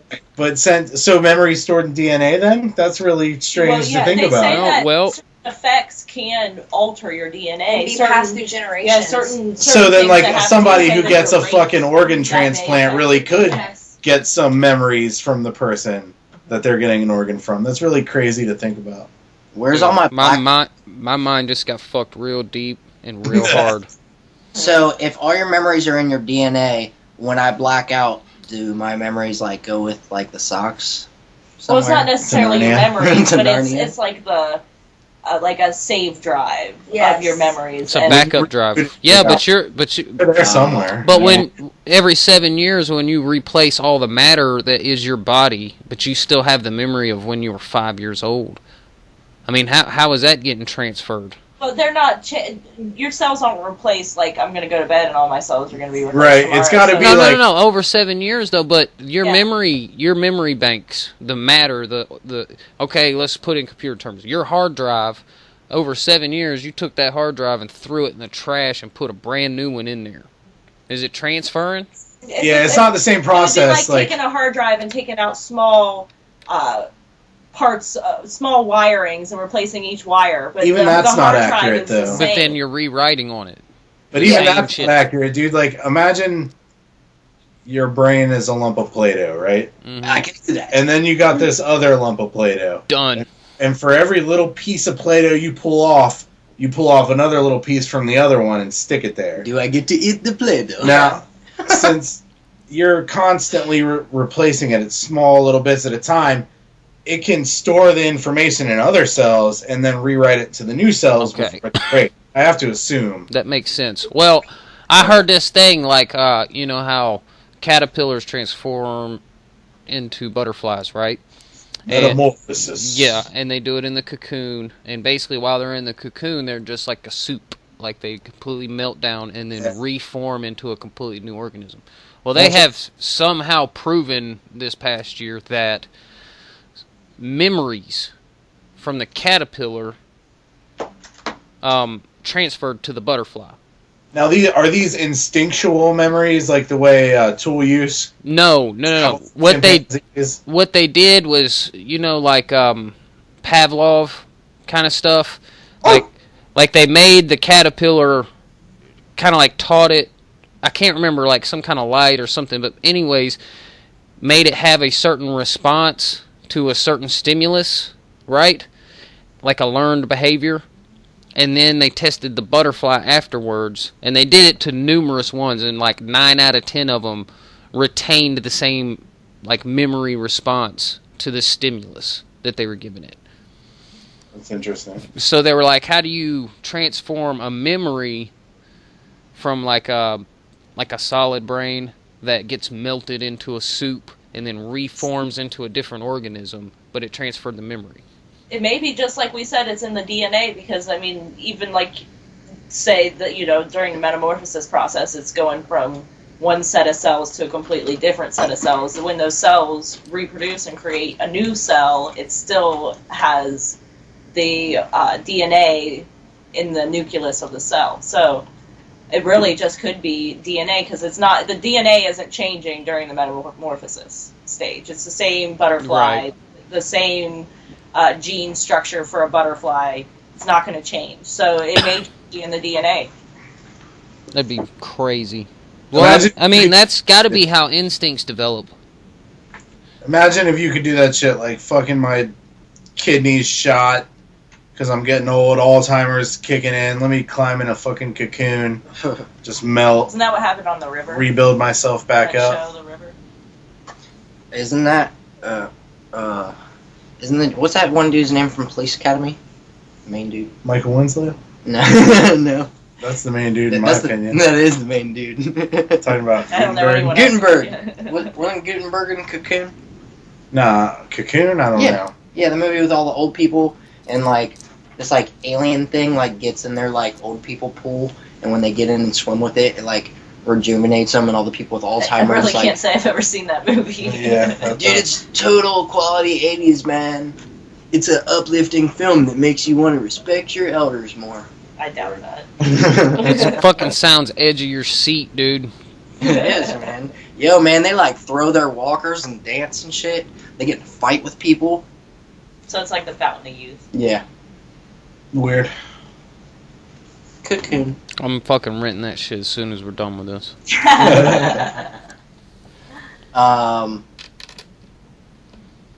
Speaking of, wait, I don't know if I should say, I'm bringing up Stephen Hawking's birthday. I don't know why I thought a good segue would be speaking of cocoons. What? Speaking of old people. But happy birthday, Stephen Hawking. I got a cool little soundbite I'm gonna play. We are getting close to answering the age-old questions. Why are we here? Where did we come from? You can't afford to be disabled in spirit, as well as physically. People won't have time for you. So yeah, shout outs, my handy-capable brother. We appreciate you in the world. But how do we know that was Stephen Hawking? We never. I mean, that could have been anybody typing that shit. That is very true. What if Stephen Hawking is really just like a Jim Henson creation? We've been saying that he's dead, and it's like a Weekend at Bernie's. Right? Just wheeling his ass around. Yeah. Right? They have been for years. Did you hear that weird voice? Like, he got his Ricardo Montalban voice. Did you hear that shit? No. It's like doesn't sound computerized at all. It's like a dude talking. No, is this new? It was like it was on his show. he had a brief show. It didn't catch on. It was before they redid Cosmos. Yeah. I'm not sure if it like ran its course or if it got canceled. I'm not sure. Oh, you know what? I think that's on Netflix right now, actually. Is it? Seriously, Stephen yeah. Hawking something understands the universe or Right, something like yep. that. I'm pretty sure that's Yeah, on he's got Netflix. like I swear it's Ricardo Montalban. But like he changed it back Did he? like halfway through. Because everybody talked so much shit. I don't think he liked it. Like- I think like- he liked the robotic. Was the voice more like Planet of the Apes, No, Ricardo it was just Montalban? human. Just yeah. No, it was totally Wrath of Khan, Ricardo Montalban. Oh, speaking of which, I heard today also that in the past year they have done actual gene therapy on like 2 different ways. Like they did some on some rats where you had an adult rat with some genetic problem. It's fine. Oh, you mean for like ALS or something? Yes, and they like inserted a new gene into this adult rat and completely cured it of whatever ailment it had. I can't remember. Dude, what I heard what you're talking about. They had completely severed spines. That No, was on that Morgan Spurlock. no connection from spines to limbs, and by inserting this gene, they were able to repair the damaged spine, and they Wow, could walk that's again. It was great from Yeah. Simpsons. So there's your like Stephen Hawking could walk before he dies thing, if that's gonna pans out. Also, last year, dude, another big science moment of 2014 is they had the first brain-to-brain communication, completely telepathic communication What? through science. It was totally different states too. two totally different states. Really basic information, nothing extreme. It's not like they had a conversation, Mhm. but you can look that up on Science Daily. They get into it, and it's I love that website. oh yeah, and they get into it. It was really, really amazing year for science in 2014. So wait, you're gonna have to elaborate though. So how did this test I work? don't want to say it wrong. Right. Well, just bit- give a It was an abstract view of the patent, as you would say, as that one article said. You remember Just it better. Well, I know that Kind of paraphrase it. They did it with rats. I don't know the human story very well, but I know they did it with rats. That rats were able to tell, or it was chimpanzees, wasn't it? That they were able to tell from one chimpanzee to another through different states. One chimpanzee was told where a treat was, and then they were able to tell the other chimpanzees so they could find it, and then they were both rewarded a treat if they were able to do it, and they were able to communicate, so both chimpanzees received a treat. But it was something really basic like that. Yeah. Like I think it had something to do with fucking like what kind of sandwich one person was making, and it transmuted to the other fucking person. It was Yeah, like it's really something really simple basic shit, yeah. communication of information. Well, I think it was between relatives. I wonder if they're running on this quantum consciousness principle. Have you heard of Amit Goswami? No. Gesundheit. Okay, he's like an Indian. He's a physicist, you know, and he talks about how there's a quantum consciousness that, like, you know how? Do you know anything about like entangled particles and how that works? I don't watch the new Disney movies. They're not my thing these days. Sorry. Well, okay, another thing they did last year is they teleported particles. And what they did was they used entanglement processes, which is you got particle A and particle B, and you correlate them together, okay? You make them entangled, and then you can make particle B an exact replica of particle A. Particle A gets destroyed, and it appears where particle B was instantaneously over an infinite amount of distance. Yeah, that's like the Star Trek teleportation. Right. Yeah, when we're talking rudimentary things, they are But you know doing how it, though. It really is, if you think about teleportation, that means that every molecule in your body is destroyed. And then based on the matter that is in the area that you're going to teleport to, they pull matter from other things and make an exact replica of you. Exactly. It's not you. It's an exact replica of you. You were destroyed. Right. And then Well, every single molecule that was once you is being recreated, and you'll never exist again. Only your clone. hold on, wait a minute. We just said every 7 years you do that. So But that's fucking scary, and I'm not going through it because I'd rather remain myself right. than a copy of me running around where I'm just fucking completely annihilated. But like Yes. that happens every 7 years anyway. No, but that's cell reproduction. That's totally different. well, Don't be scared of Wonka vision. anyways, this guy also talks about quantum consciousness, where your brains, atoms and everything on a quantum scale can be correlated to someone else's brain, okay, if you concentrate about it hard enough. And then information can be passed in the same way, but without the destruction part of it, okay? So I wonder if this scientific thing you're talking about, this telepathy, was used on that kind of a principle.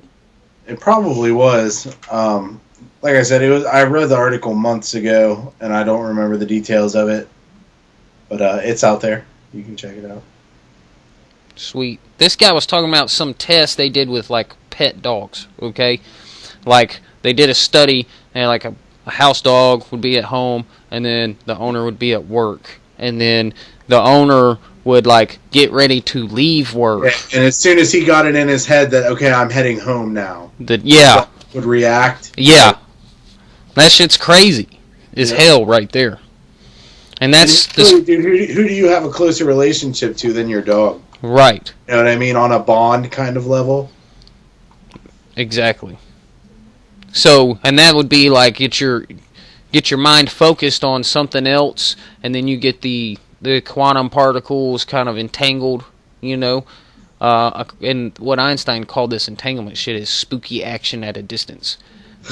Because it can affect some sort of change in another particle faster than the speed of light, because nothing's actually moving. They don't know how exactly it works, but it does work. They've proven it to be real. So, anyways. Amit Goswami, you gotta check him out. It's fucking wild to hear his theories about shit. Hey man, did you see that shit that I posted about the old Sanskrit document that came out of India, 7,000, or I'm sorry, when was this? I'm pulling it up now. I saw it, and here's my question. Like, they're claiming those are fucking planes. I've never seen a horse fly in front of a plane. Right. Well, You know what I wanted to post on this and I couldn't find it? Is the dude from Ancient Aliens, that meme where he's just like, his hair's all wild. Right. Aliens. I couldn't find it though. Yeah. I wanted to post it on that. Now, don't get me wrong. Like, I believe, and now I don't necessarily think we're being visited by flying saucers or anything, because that level of transportation is outside of known science for us. But to think that we're the only living life in the entire universe seems like a colossal waste of space. Oh, I totally agree. Yeah. Well, that's that. Ability level, based on evolution and how life started on Earth, it's pretty highly probable that there's life, and it's probably pretty close. They just found 8 more Earth-like planets last week. They have It may even be as close as on Mars, and where they're finding water on Mars. Single-cell organisms, Yeah, that well, kind of stuff. that's right. Oh, Do- yeah. Right. Do y'all Bacterium on Mars, that's fucking life, no matter how you cut it. have y'all heard of the Drake equation? No. Okay, Drake is a scientist. This is a legit thing. He actually formulated an equation that gives the probability of finding intelligent life in the universe. So you have all these... Well over 50%. Well, you have all these variables, right? So one of them's like, how many stars are there? What's the average amount of planets around the stars, right? And we don't know the answers to all of these, but we are finding them out. Like the one about the planets 20 years ago, we didn't know. Yep, they have a great amateur astronomer app now, where if you are out with your telescope for fun, and you can look through this database and find the coordinates you're looking at, there's nothing registered there. So you can then go into this app and register what you find. And productivity has just gone insane since all these amateur astronomers have been able to log their findings. And it's just growing up exponentially. Well, there's other things that they're doing too along those lines. Like, you can actually get, like, your desktop computer, or any computer you got, right? You can get them part of computer networks now that take, like, I can't remember the name of the satellite that's doing it, but the one that's looking for all these exoplanets, that's doing like a full sky survey. It's getting so much data that the scientists can't go through all of it fast enough. Right? So what they're doing is you can get your computer to be signed into this program. And anytime your computer goes idle, that program will use your CPU and start going through this data. That's cool. And then let's say you get 1 million people outside the scientists doing that. All right? Well, now you've got all this ability to comb through this massive amount of data that is humanly impossible to go through by hand. So that's one of the reasons we're finding and discovering so much stuff. That's awesome. So we're filling out this Drake equation, and it's got so many variables, and we're starting to fill out the answers to it. And is it getting dangerous? Yeah. The Drake equation getting dangerous? Well, this is the deal. It's a known fact intelligent life exists in the universe. Yep. Because we are here. Right. And there's the Galilean thing where before he said we go around the sun, everybody thought we were the center of the universe. Copernicus. Was it Copernicus? Yeah, sorry. Model of the universe. So, yeah, and as we learn... Blizz was the one who proved Copernicus's theory, and then they made him retract it because it contradicted all their theology. Okay. Well, a big thing that's going around now is, like, the more we learn, the more that we are special, we are the center of the universe, we are the universe looking back at itself kind of thing, and we're the only ones able to do that, is getting blown out of proportion. Because it used to be the universe revolves around us. Nope, we revolve around the sun. Our sun is special because it's got our planet. Nope, they all have planets. You know? So for us to say we're special, we're the only intelligent beings, that's got to be false as well. You know what planet's special? It's Mars, because Mars is the only planet known to be entirely inhabited by robots. Well, Venus was at one point. God chose us, so we're special. God, you You are special, Blake. God didn't do it. You did it. You're fucking our cups, you don't do it. Just to, I get it. We started on this, and I like where it went, but I forgot to mention, just in case anybody's wondering what the fuck we were originally talking about. There's this. Where's Amelia Earhart? Where's Amelia Earhart? Well, apparently, she wrote these tablets or whatever they are in Sanskrit, and where's his name? Where does his name go? There's a guy there was a guy. And he did some shit. Why can't I find this? My eyes are not working. One of the more controversial lectures at a summit that was science and technology, like in India or something like that. He's Captain Anand Bodis, who claims out of some newly discovered text, he was a retired principal of a pilot training facility, claims that how many thousand, or I don't know, ancient India supposedly had spaceships and planes. That's what he's claiming. But 7,000 years ago. The pictures on this fucking thing is references show him being pulled by horses. Yeah, go back up to that picture. Let me see that. Horse-drawn airplane. You get some lift off that motherfucker. Right? Did they get enough speed, and then did they like cut the horses free so they could fly away? I don't know. Well, that show Ancient Aliens, dude, they show some shit in it that looks crazier than this thing you've got posted here. Like, Sure. One of them's like a house-looking thing, like a legit, like, floating disc type situation in the sky. Dude, I've seen hieroglyphics from Egypt that looks like a motherfucker wearing a spacesuit. Like the big head that goes over your head, pump oxygen and all that. Yeah, I've seen that. Like a legit fucking NASA issue. I do know the episode you're talking about. But I mean, like, I don't know. That's, to me, doesn't mean much. I mean, also, like, if you go into the Bible and read Ezekiel, they describe this fucking wheel in the sky that sounds eerily like they're describing a fucking helicopter. Well, there's a hieroglyph of a helicopter too in Egypt somewhere. Right, I've heard that too. I saw it on some show I was watching as a kid on the History Channel, I think. I did happen to scroll down in this article. This article's off RT, by the way, and it says NASA scientist Ram Prasad. Whoa, hold on, let me try to pronounce this one again. Ram Prasad Gandhiraman started. He's a NASA scientist. Nailed it. Started an online petition demanding that the Indian Science Congress, that's the name of the thing, to cancel Bodhi's lecture because it mixed mythology and science. Woohoo. If we scientists remain passive, we're betraying not only the science but also our children. You tell him, Thank Rom. you. Right. Fictional stories are fun to tell your children, but we don't need to say it's science. Except for Scientologists, because L. Ron Hubbard knows what was going on. But that wasn't real. science at all. It was just fiction, straight fiction. He even has quotes. Like, you can find quotes from Hubbard talking about how the easiest way to control people is through religion. Right. And how lucrative it is. And how if he wanted to make money, he'd start a religion. Right. Well, I'm talking about... So he did it.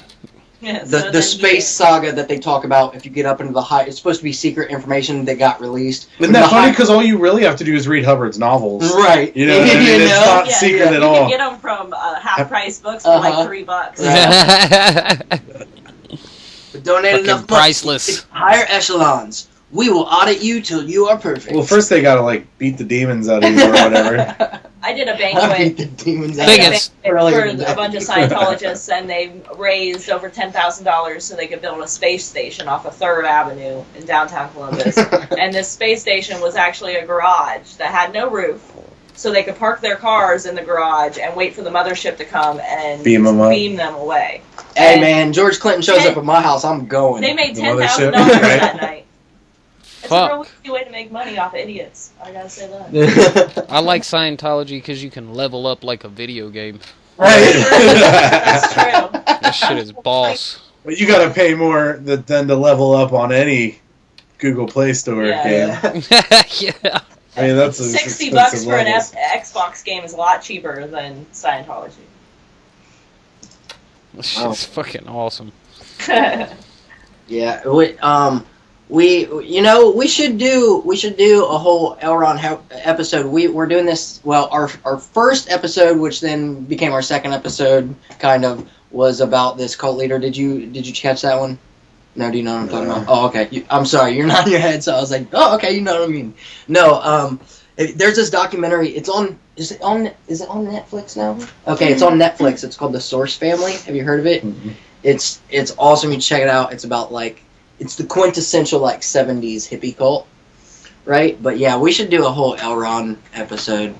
That's some interesting shit. Was he related to old Mother Hubbard? Yeah. Was he one of the kids in the cupboard? Top shelf. Well, I know Elron's grandson now. His son eventually broke away from the church, and Elron disowned him, and he tried to go on talk shows and tell people that he was full of shit. But then his own dad started Scientology started suing him and blocking him from saying things. But now that's all his grandson did. Well, he's a poet and shit, but he goes around telling people they're fucking idiots, basically. All right, well, that's enough Elron for now until we dedicate one of our cult episodes to him, I think. Let's go ahead. We're going to take another short break. and let you guys listen to another EpidemiK track from Grey Matter. This is Feel It, featuring Bobby Fischer.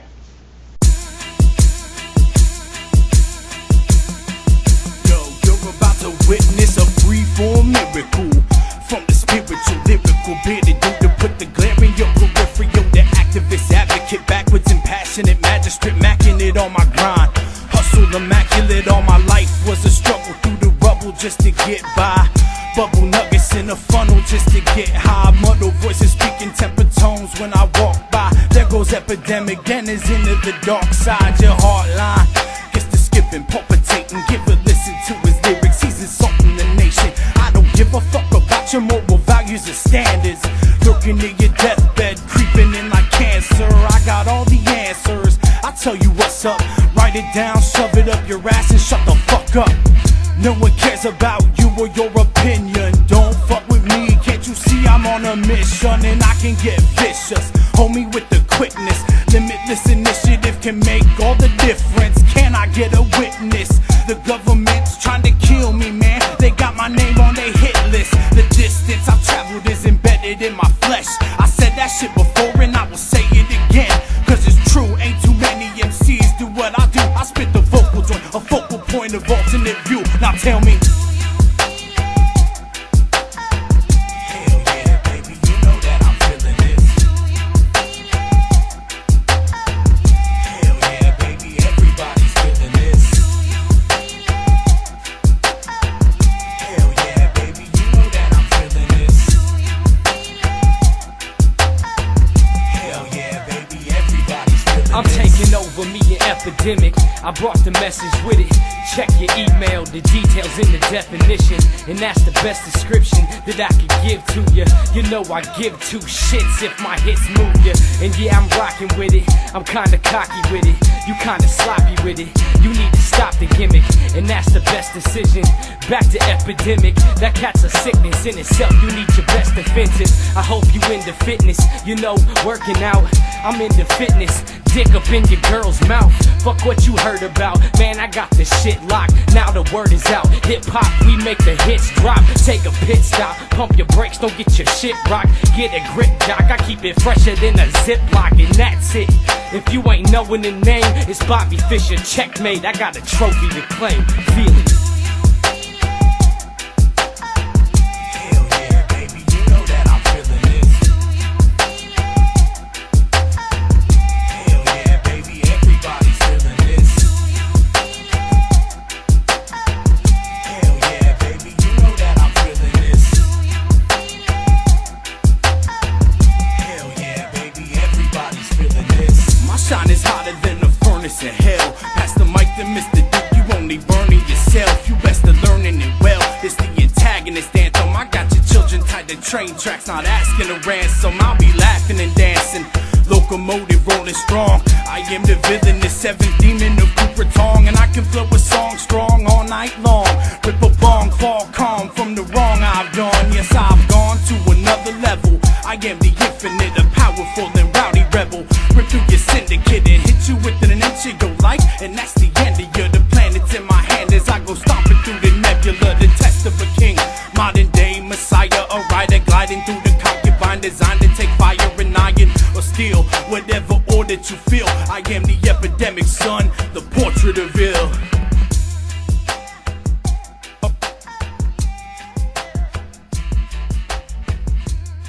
Who gets first heading, Jeff or Blake? Jeff and Blake. All right, see, he spoke right up. He was like, "I'm first, bitch." You are surfing the divide with Jeff and Blake. Wait, aren't we the Webonauts? Yeah, with the Webonauts. Surfing the divide with the Webonauts, Jeff and Blake. Oh, okay. I didn't know what he told you. And then say ride the wave. Yeah. You are surfing the divide with the Webonauts, Jeff and Blake. Ride the wave. Snake. Snake. I saw the snake. Okay. I think you can edit out the rigmarole. After that. Our last episode, we brought up like what I think is my favorite, like craziest conspiracy, which is the Project Bluebeam fake rapture sky is a hologram thing. What? Yeah. I'll have to elaborate. Yeah, Okay, like the conspiracy summed up is this: the sun died. The sky we see is a holographic projection. And then they're going to use this to have Jesus come out of the sky God. and rapture everybody, but it be fake. And gain control of the world. That fucking hologram sure puts off a lot of heat. Right? Yeah, I can feel the sun. Yeah. Stare directly into the hologram. See, I go down like the YouTube rabbit hole and I found this, and I mean, I found videos and people like breaking it down, like showing like this thing of the sun where it flips over and shit. They were fucking into it too, weren't they? Oh man, dude, it was fucking amazing. So that became my favorite crazy I bet conspiracy. they hang out with the flat earthers. It's a lot easier to project a hologram over a flat surface. Oh shit, you're one of them. So anyways, I just wanted to ask you if you've got something like that. Like, I'm sure you've... Program that projects the sun? No, I do not. Well, I'm sure you've come across something where you're like, no, this person went too far that way. My favorite conspiracy theories are the savior religions. They are all of them. I mean, Hindu, Christianity and Catholicism, Muslim. They're the most complex conspiracies. And just like any good conspiracy, there's no fucking evidence to support it at all. Yet, billions of people believe them. You know what I mean? Like, it's incredible to me how deep they go and how many people can put out enough cognitive dissonance to actually believe these things. I find it incredible. Yeah. That's a great answer. That is a really good And they're the most effective. Oh, by far. By far. Well, the economy's not far behind. I mean, that's as much of an illusion as religion is. You know, money's not real. Right. By any sense. Property, none of that's real. Like, we accept borders, and that's why they exist. There is no difference between Mexicans and Americans. There's no difference between Canadians and Americans. You know what I mean? It's all invisible borders that we put there. But what about Guatemalan babies? Economy works the same way. Like, we just decide all these things. Like, Yeah, I agree. it's very, very interesting. It's The way fucking made up. We've built our culture as much in our minds as we have in physical reality. I like it. Yeah. Have you guys... This is just stuff I'm kind of bringing up at the end here because I don't want to forget. Well, first, have you guys ever heard of Die Antwoord? Give me some context. I don't know good with names. It's a band. We talked about them on the show one time. They're kind of a weird South African hip hop. Oh, their videos are insane. You'll have to check them out. Are they white South Africans? Yeah. They're fucking serial killers. Well, Watch the video, and you might believe yourself. White South Africans are some of the craziest people I've ever met. I mean, it's just insane. but have you seen District 9? Yeah. All right, that's what's his name? Neil Blomkamp is the guy who like wrote and directed that. And he also did the one with Matt Damon. I can't remember the name of it. Did you see that? It's pretty. Born It's Identity. Elysium? Elysium, right? And it's along the same lines, like and we talked about before. Like my favorite sci-fi is like, especially like the older sci-fi, like sci-fi with a message. you Right, know, right. The dire consequences of the dumb shit we do in Right. society and whatnot. Like treat each other kindly. Well, That's the sci-fi message for everything. well, right, and Don't be racist. yeah, don't destroy the planet. Right? Well, that Don't Be Racist is that guy's main theme in both of those movies. definitely is. Yeah. He's got a new one coming out. Sci-fi. It's funny to me how sci-fi spreads that message more than any other medium. Like, all the way back to the first interracial kiss on television with Star Trek. Right. Really? Uhura and Kirk. Yeah. You know what I mean? Very first ever Mhm. interracial kiss on television. Yeah. And sci-fi is a place too where even like right now you'll find where you can get away with a message you might not be able to get on a regular American TV drama. Yeah. You know what I mean? Like Continuum. If you watch that show on Sci-Fi, they actually have a group that's kind of like anonymous for one, but also there's like this company. It's basically like Monsanto. They call it Sonmanto in the show. They totally dig on Monsanto the whole That's time. funny. I have to tell you, though, my favorite morality tale actually comes from an anime. I gotta go with Princess Mononoke. Dude, for fucking sure, That's dude. a really good morality tale that explains a lot of how we behave and the kind of effect it's having on the world. Yeah, I love Hayao Miyazaki, dude. His shit is great. His son does the shit now, but Yeah, well, the whole studio. right. But his, yeah. That's crazy, though, because they copied his art style so perfectly. Like, he had to have taught his kid how to draw. Oh, There's no way. I'm sure.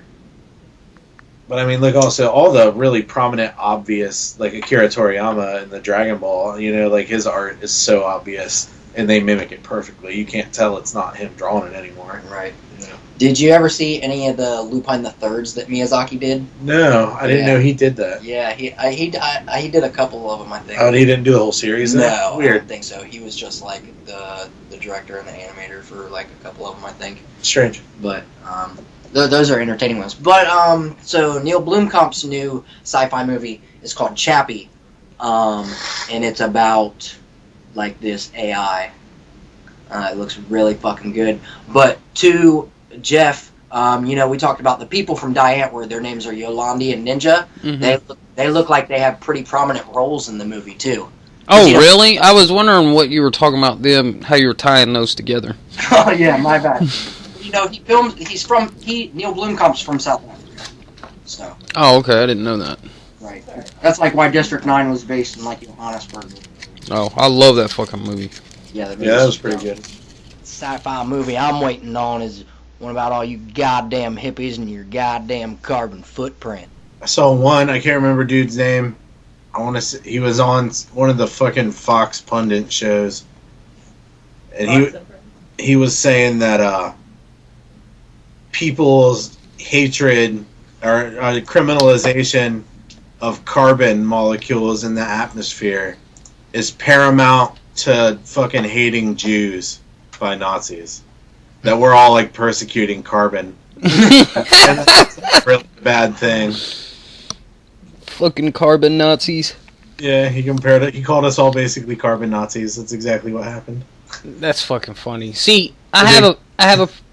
All right, Thing closed. Sorry. that's one of those things I'm like on both sides too. Like, I don't Say that, think. dude, Amanda's a fucking environmental science. I'm a carbon Nazi. Yeah, she's a scientist sitting here in the room. Okay, well, this is my problem with the whole thing. Okay. All right. First and foremost, ever since I was a kid, I looked at car exhaust and what we're doing to the environment and be like, this has got to be fucking something up. You're Right. just emitting poison and, in my opinion, foreign gases to our atmosphere that weren't fucking there. Right? So that's got to do something. Yep. So the people that say man-made climate change is not real are just as full of shit as like Al Gore saying, pay me carbon taxes and I'll fix that shit. Well, here's the deal. You know what I'm saying? Scientist either. No, he's just trying to make money off of it. Right. My favorite analogy, you know, like they've said now that 97% of scientists will tell you that, man, climate change is real and we are helping it down its road, if not outright causing it. Mm-hmm. So and the other 3% of scientists are fucking working for ExxonMobil and Royal Shell and places like that. Right. So, like, if 97% of doctors told you that you had lung cancer, and the 3% that said, nah, you're good, worked for fucking Philip Morris, you know, I would take that. This is true. Well, I mean, you got to be stupid to think that shit isn't affecting our atmosphere in some way, right? Yeah, there may be exaggerated claims on how dramatically it is affecting everything. Like, at this point, it's a moot argument, dude. There's peer-reviewed science on record that shows that it's happening. You know what I mean? well, yeah, greenhouse gases are a real thing, especially because I listen to, like, astrophysics classes from iTunes U and stuff, and they delve into, like, atmospheres on different fucking planets, and they talk about, like, Venus and the atmospheric percentages, you know, of what makes up Venus's atmosphere, and how the higher carbon and shit in Venus's atmosphere is the reason it's the hottest planet in our solar system as opposed to Mercury, even though it's farther away from the sun than Mercury. It's because of the atmospheric pressure, because of the combination of gases it has in its atmosphere. That fucking planet's so dense, the lightning doesn't even touch the ground. It just flies around in the clouds. Well, yeah, there's, like, the habitable zone of Venus's atmosphere is like the stratosphere to us. Like, Right. we could survive floating in a bubble up there. But you get down on the ground, dude, it melts lead. Yep. And it's not, I mean, it's in part because of how close it is to the sun, but the biggest factor is the atmosphere amplifying the way the sun interacts with it. So, but yeah, and I also, it's almost like with, like, genetically modified shit. I don't think we should be introducing foreign things on a scale like that to our fucking ball, our rock that we're living on. BT corn makes me nervous. There's some of it that, like, I smoke genetically modified weed every day, you know? I mean, a lot of the fucking foods that you've eaten your entire life, I mean, like, corn as we know it, the Native Americans bioengineered that shit. No, there's a difference. There's a difference between That's right.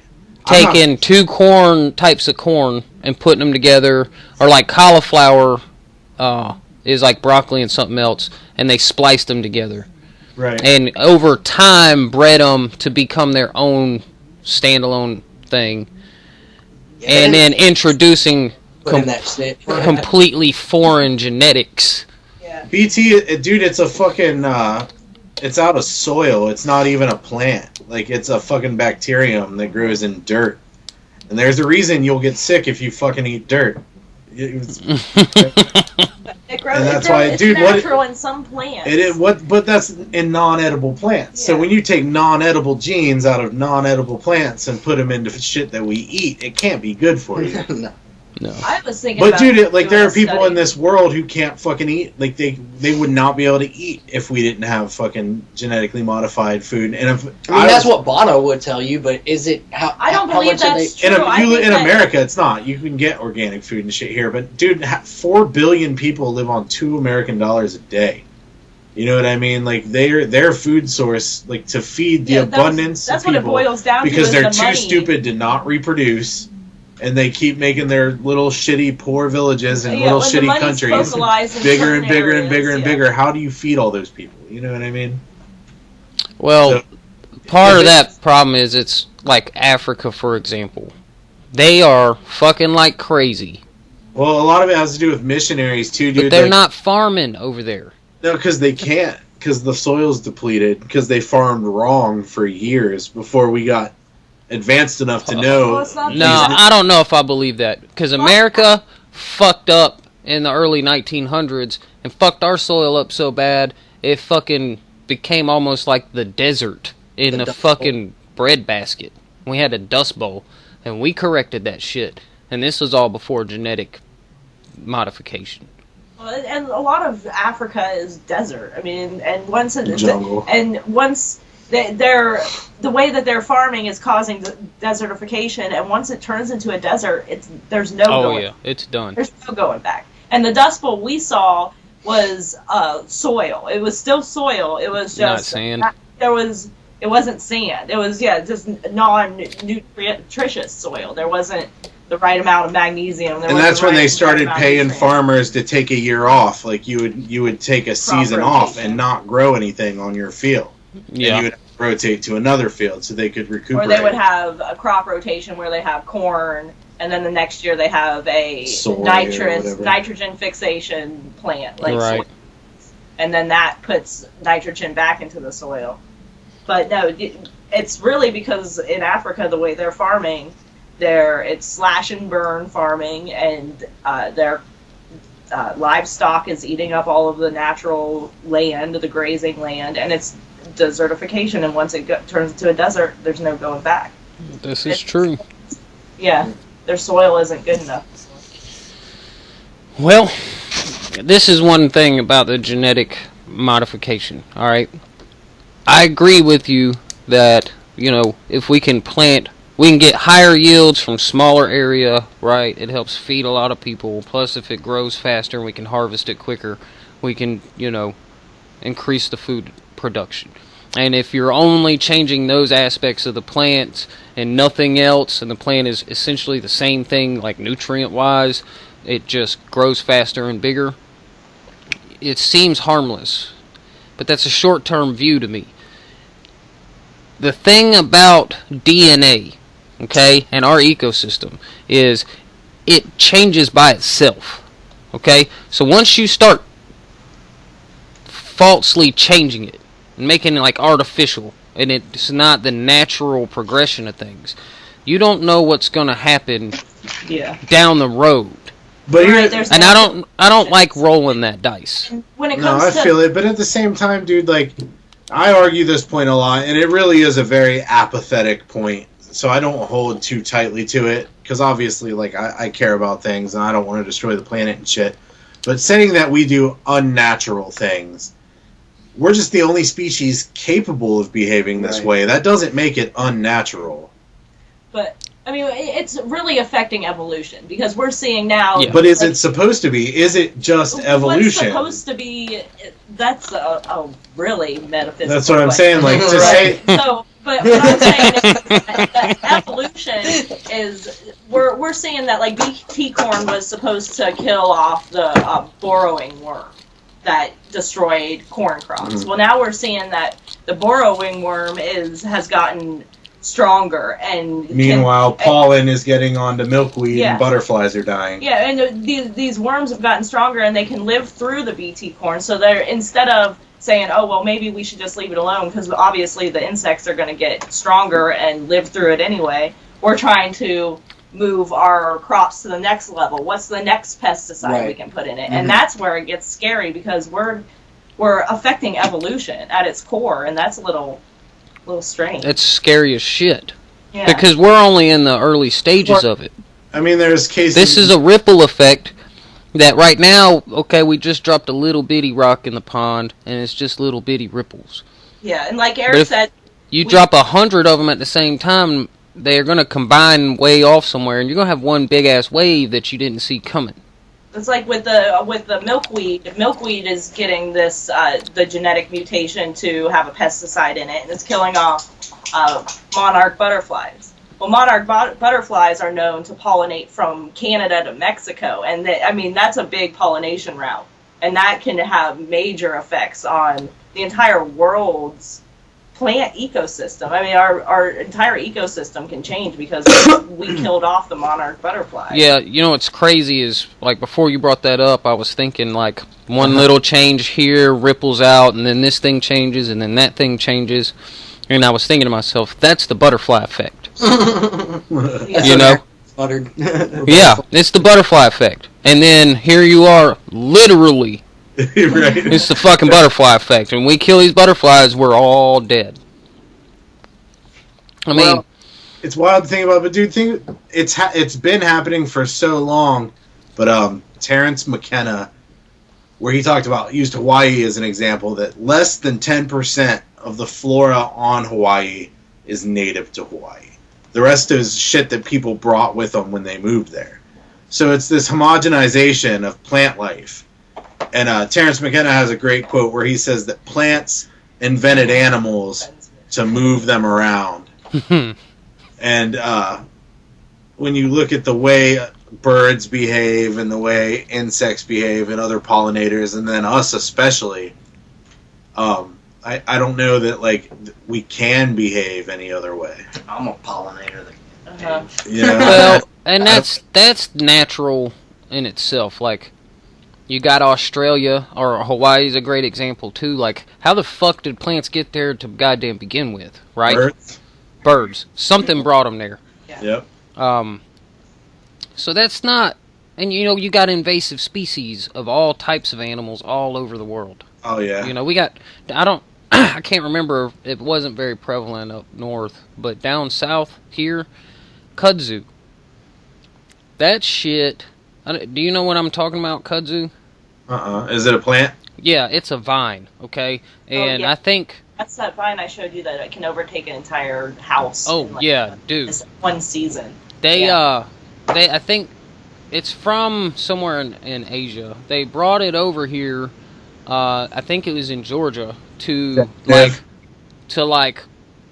plant in the middle of a freeway, like in between, or they have a median, and they did it in like one spot. Well, it has taken over like the whole southeast, and I mean, there's barely anything that'll kill it, and it will literally grow on everything and take the whole area over.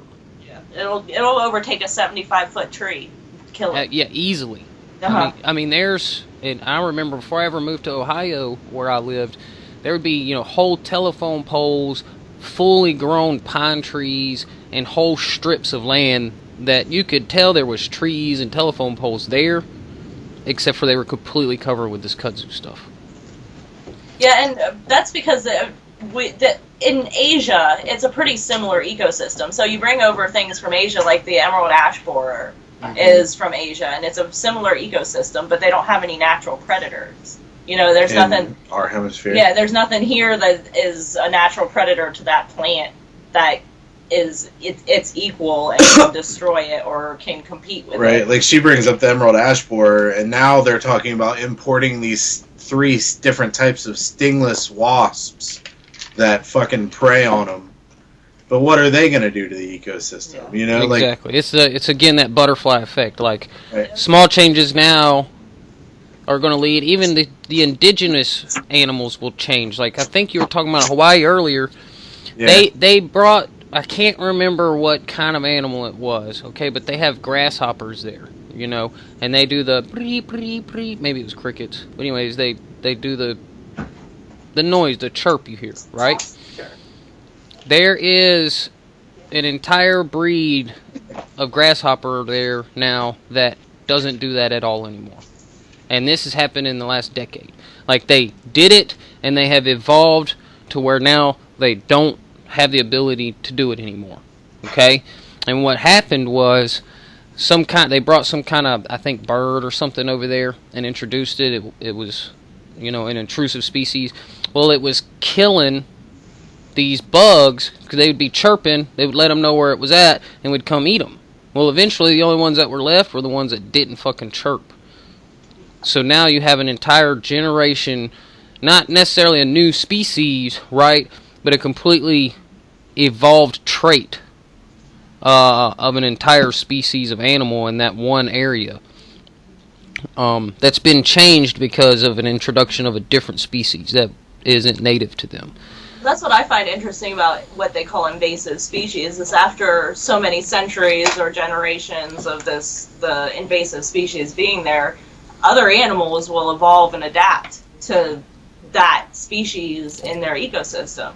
So then if we go in and start killing off the invasive species, is that really helping or is that hindering? Because things are already starting to adapt and now they're going to have to go back. And that's what I was talking about, the homogenation, like the way we make these choices, or not even really choices, these side effects of the choices we make, and then by trying to put systems in place to combat them, are we really just making it worse? Right. So what you're saying, naturally, it all kind of equals out over time. Eventually, yeah. And I think that we look at it in such a short time spectrum that 20, 30 years to us is a long time, but when it comes to the ecosystem, it's really not. Jeff, did you ever see any of the stories about how wolves shape rivers? Yes. Well, I heard clips of it from shows that I've listened to. I'm not going to get into detail. That's just an example of a keystone species. You know what I mean? That They are necessary for that ecosystem. Exactly. So we talk about humans, and here's the thing that I don't think we can live in a way that's not contrary to the rest of the planet, because we are not a keystone species. This planet will be fucking fine without us. But we are an invasive species, though. Exactly, right? But we want to fucking be here. You know what I mean? Yeah. So we have to find some balance. The fact that we're waking up to it and we can see it.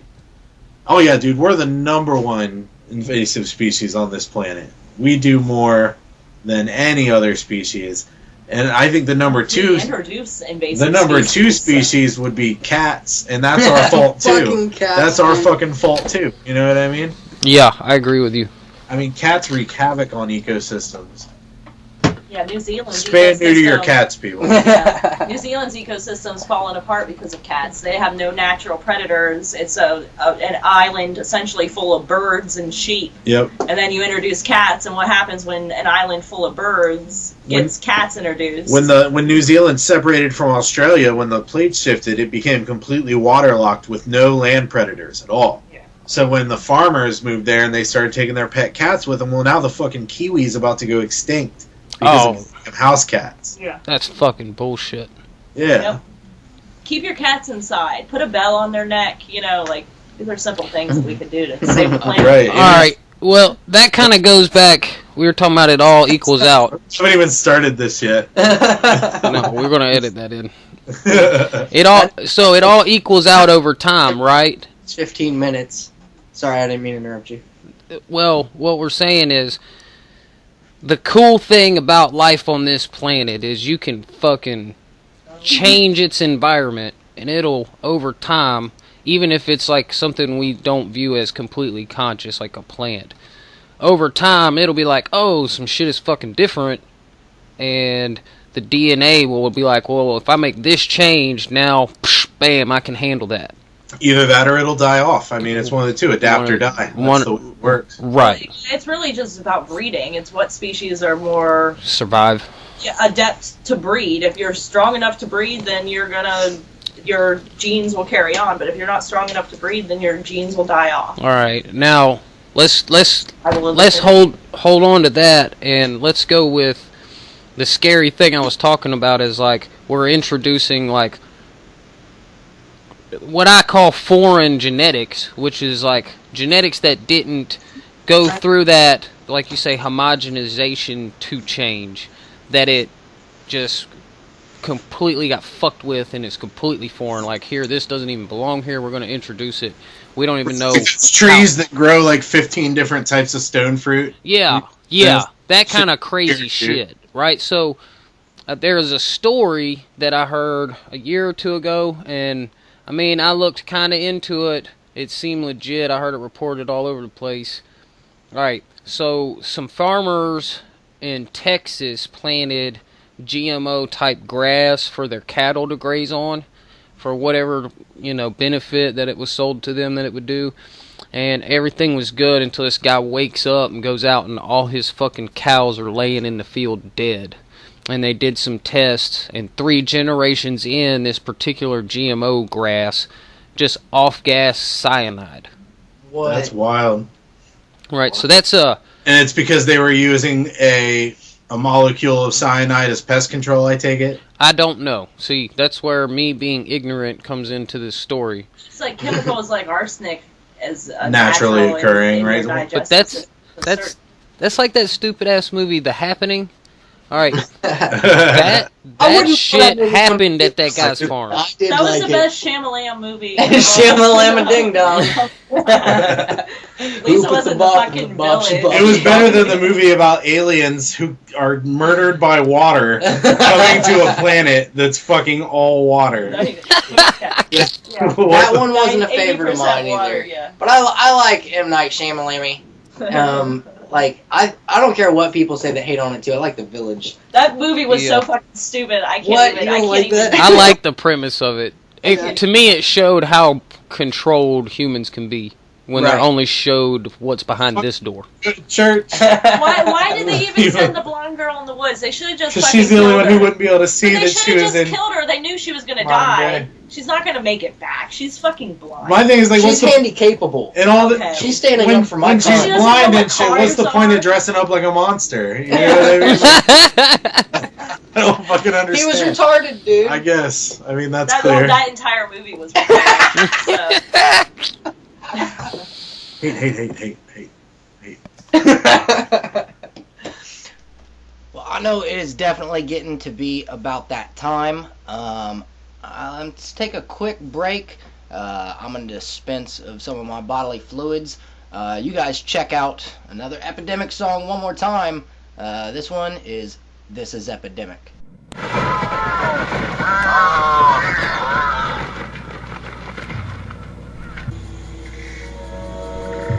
We're all dead. All dead in Shimoda. What do you mean, all dead? Epidemic. A great evil force has come.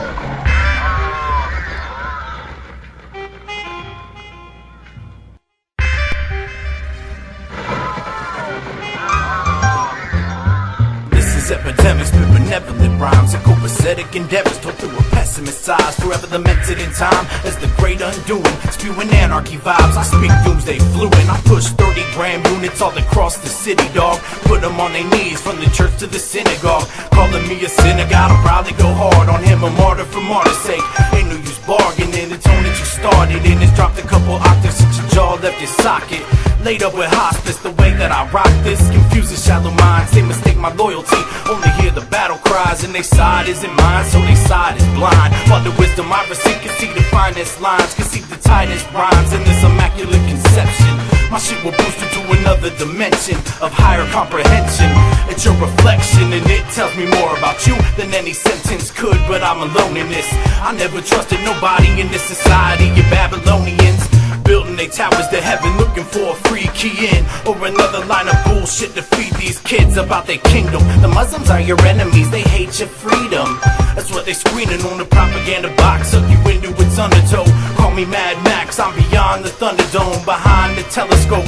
Focus on the stars and the type of sticky green we could grow on Mars. I got my eyes on the future, cause the past is behind me. And my grind so sleazy, man, it's handled sublimely with a mic. So evil, man, flow is enticing, and that's how I end the verse, man. Finishing nicely like that. It's like that. And this shit right here is one for the ages. The big fuck you to the government capers, the faceless crew, deadbeats and failures. And this is epidemic. This is epidemic, and this is to the kids to whom hope is lost, and all the 9-to-5ers that hate they boss, and all the activists fighting for their cause. This is epidemic. This is epidemic, motherfuckers.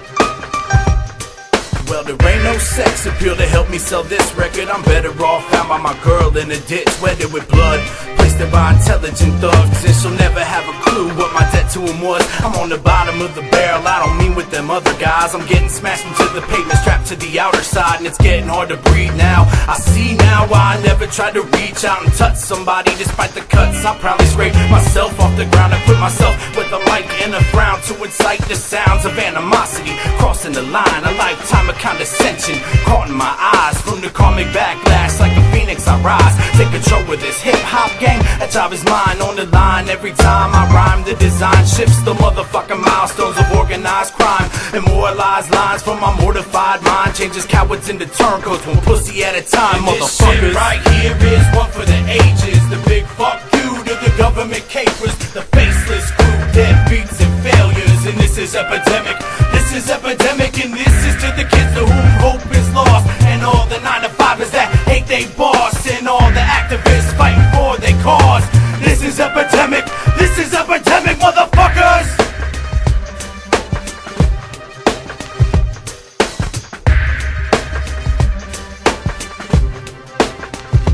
And all I need is one mic to coax the sunlight into non-existence. Mine is a solitary business. I suffer from a sickness selects most don't ever deal with, an epidemic of truth, uncouth and listless. The distance I've traveled is embedded in my flesh, so I bear a hatred for the road and its negligent descent. I fucking hate you. Alright. I know I said I was going to play one of your song choices that's not yours for one of the songs, but I lied because the people need to hear that shit. That song's dope. Jeff, well, what were you saying in the middle of that break there, though? People want that cereal in the middle of the night. Extra cases of people going to the ER after it got fucking legalized in Colorado. No. All these people freaking out. And all it is they were fucking higher than they've ever been. So they freaked out and went to the fucking hospital. They're like, "You're fine, dude. Get the fuck out of here." Like that cop that called 911. Yeah. Right, exactly. I think we're dead. I think we're dead. That shit was so fucking funny, dude. Right, like, dude, you need to eat something and lay down. You'll be alright. Well, I'm sure 911 doesn't answer in the afterlife, so. Yeah, well, that's the whole funny thing. Everything's moving really slow right now. I was like, God damn. Okay. Normally took a little more than weed. Is that all he did was smoke weed? Yeah. No, well, he didn't smoke. That's what another thing he did that fucked up. He made brownies for his first time ever. And, like, a shitload of them. Ate a bunch of them. Yeah, I got high and then ate some more. Ate the whole fucking tray of brownies. Yeah.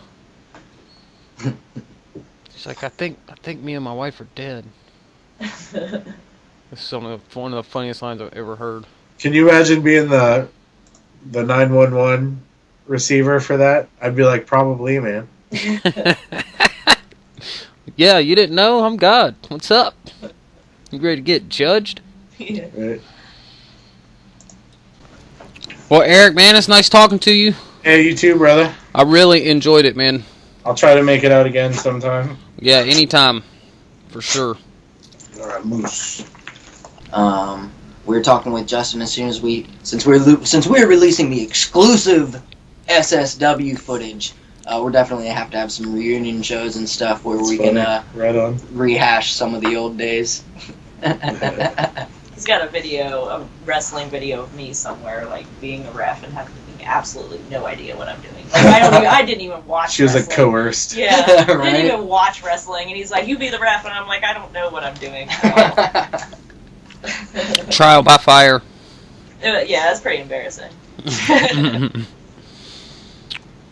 Don't forget to hit us up on Twitter, Facebook. Check us out on Stitcher and SoundCloud. And email us at surfingthedivide@gmail.com. Ride the snake. What? Nobody else watched The Living Color? Come on. Yeah, that was Jim Jim Carrey Carrey. with his like he was on crystal meth and doing like a aerobics video. a woman aerobics instructor. Yeah. Wait, what is this? It's in Living Color. Back in the day, Jim Carrey. Yeah, Google Jim Carrey ride the snake and you'll in see. for hilarity. Okay, I will. Ride the wave, bitches.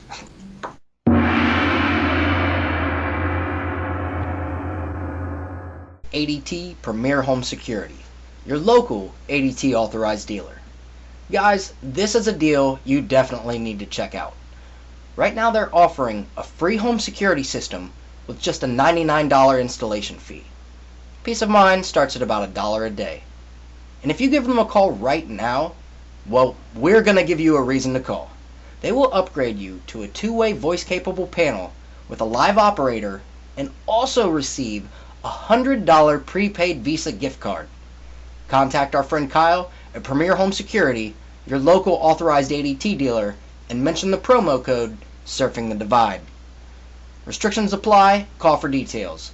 Call 1-888-493-1980.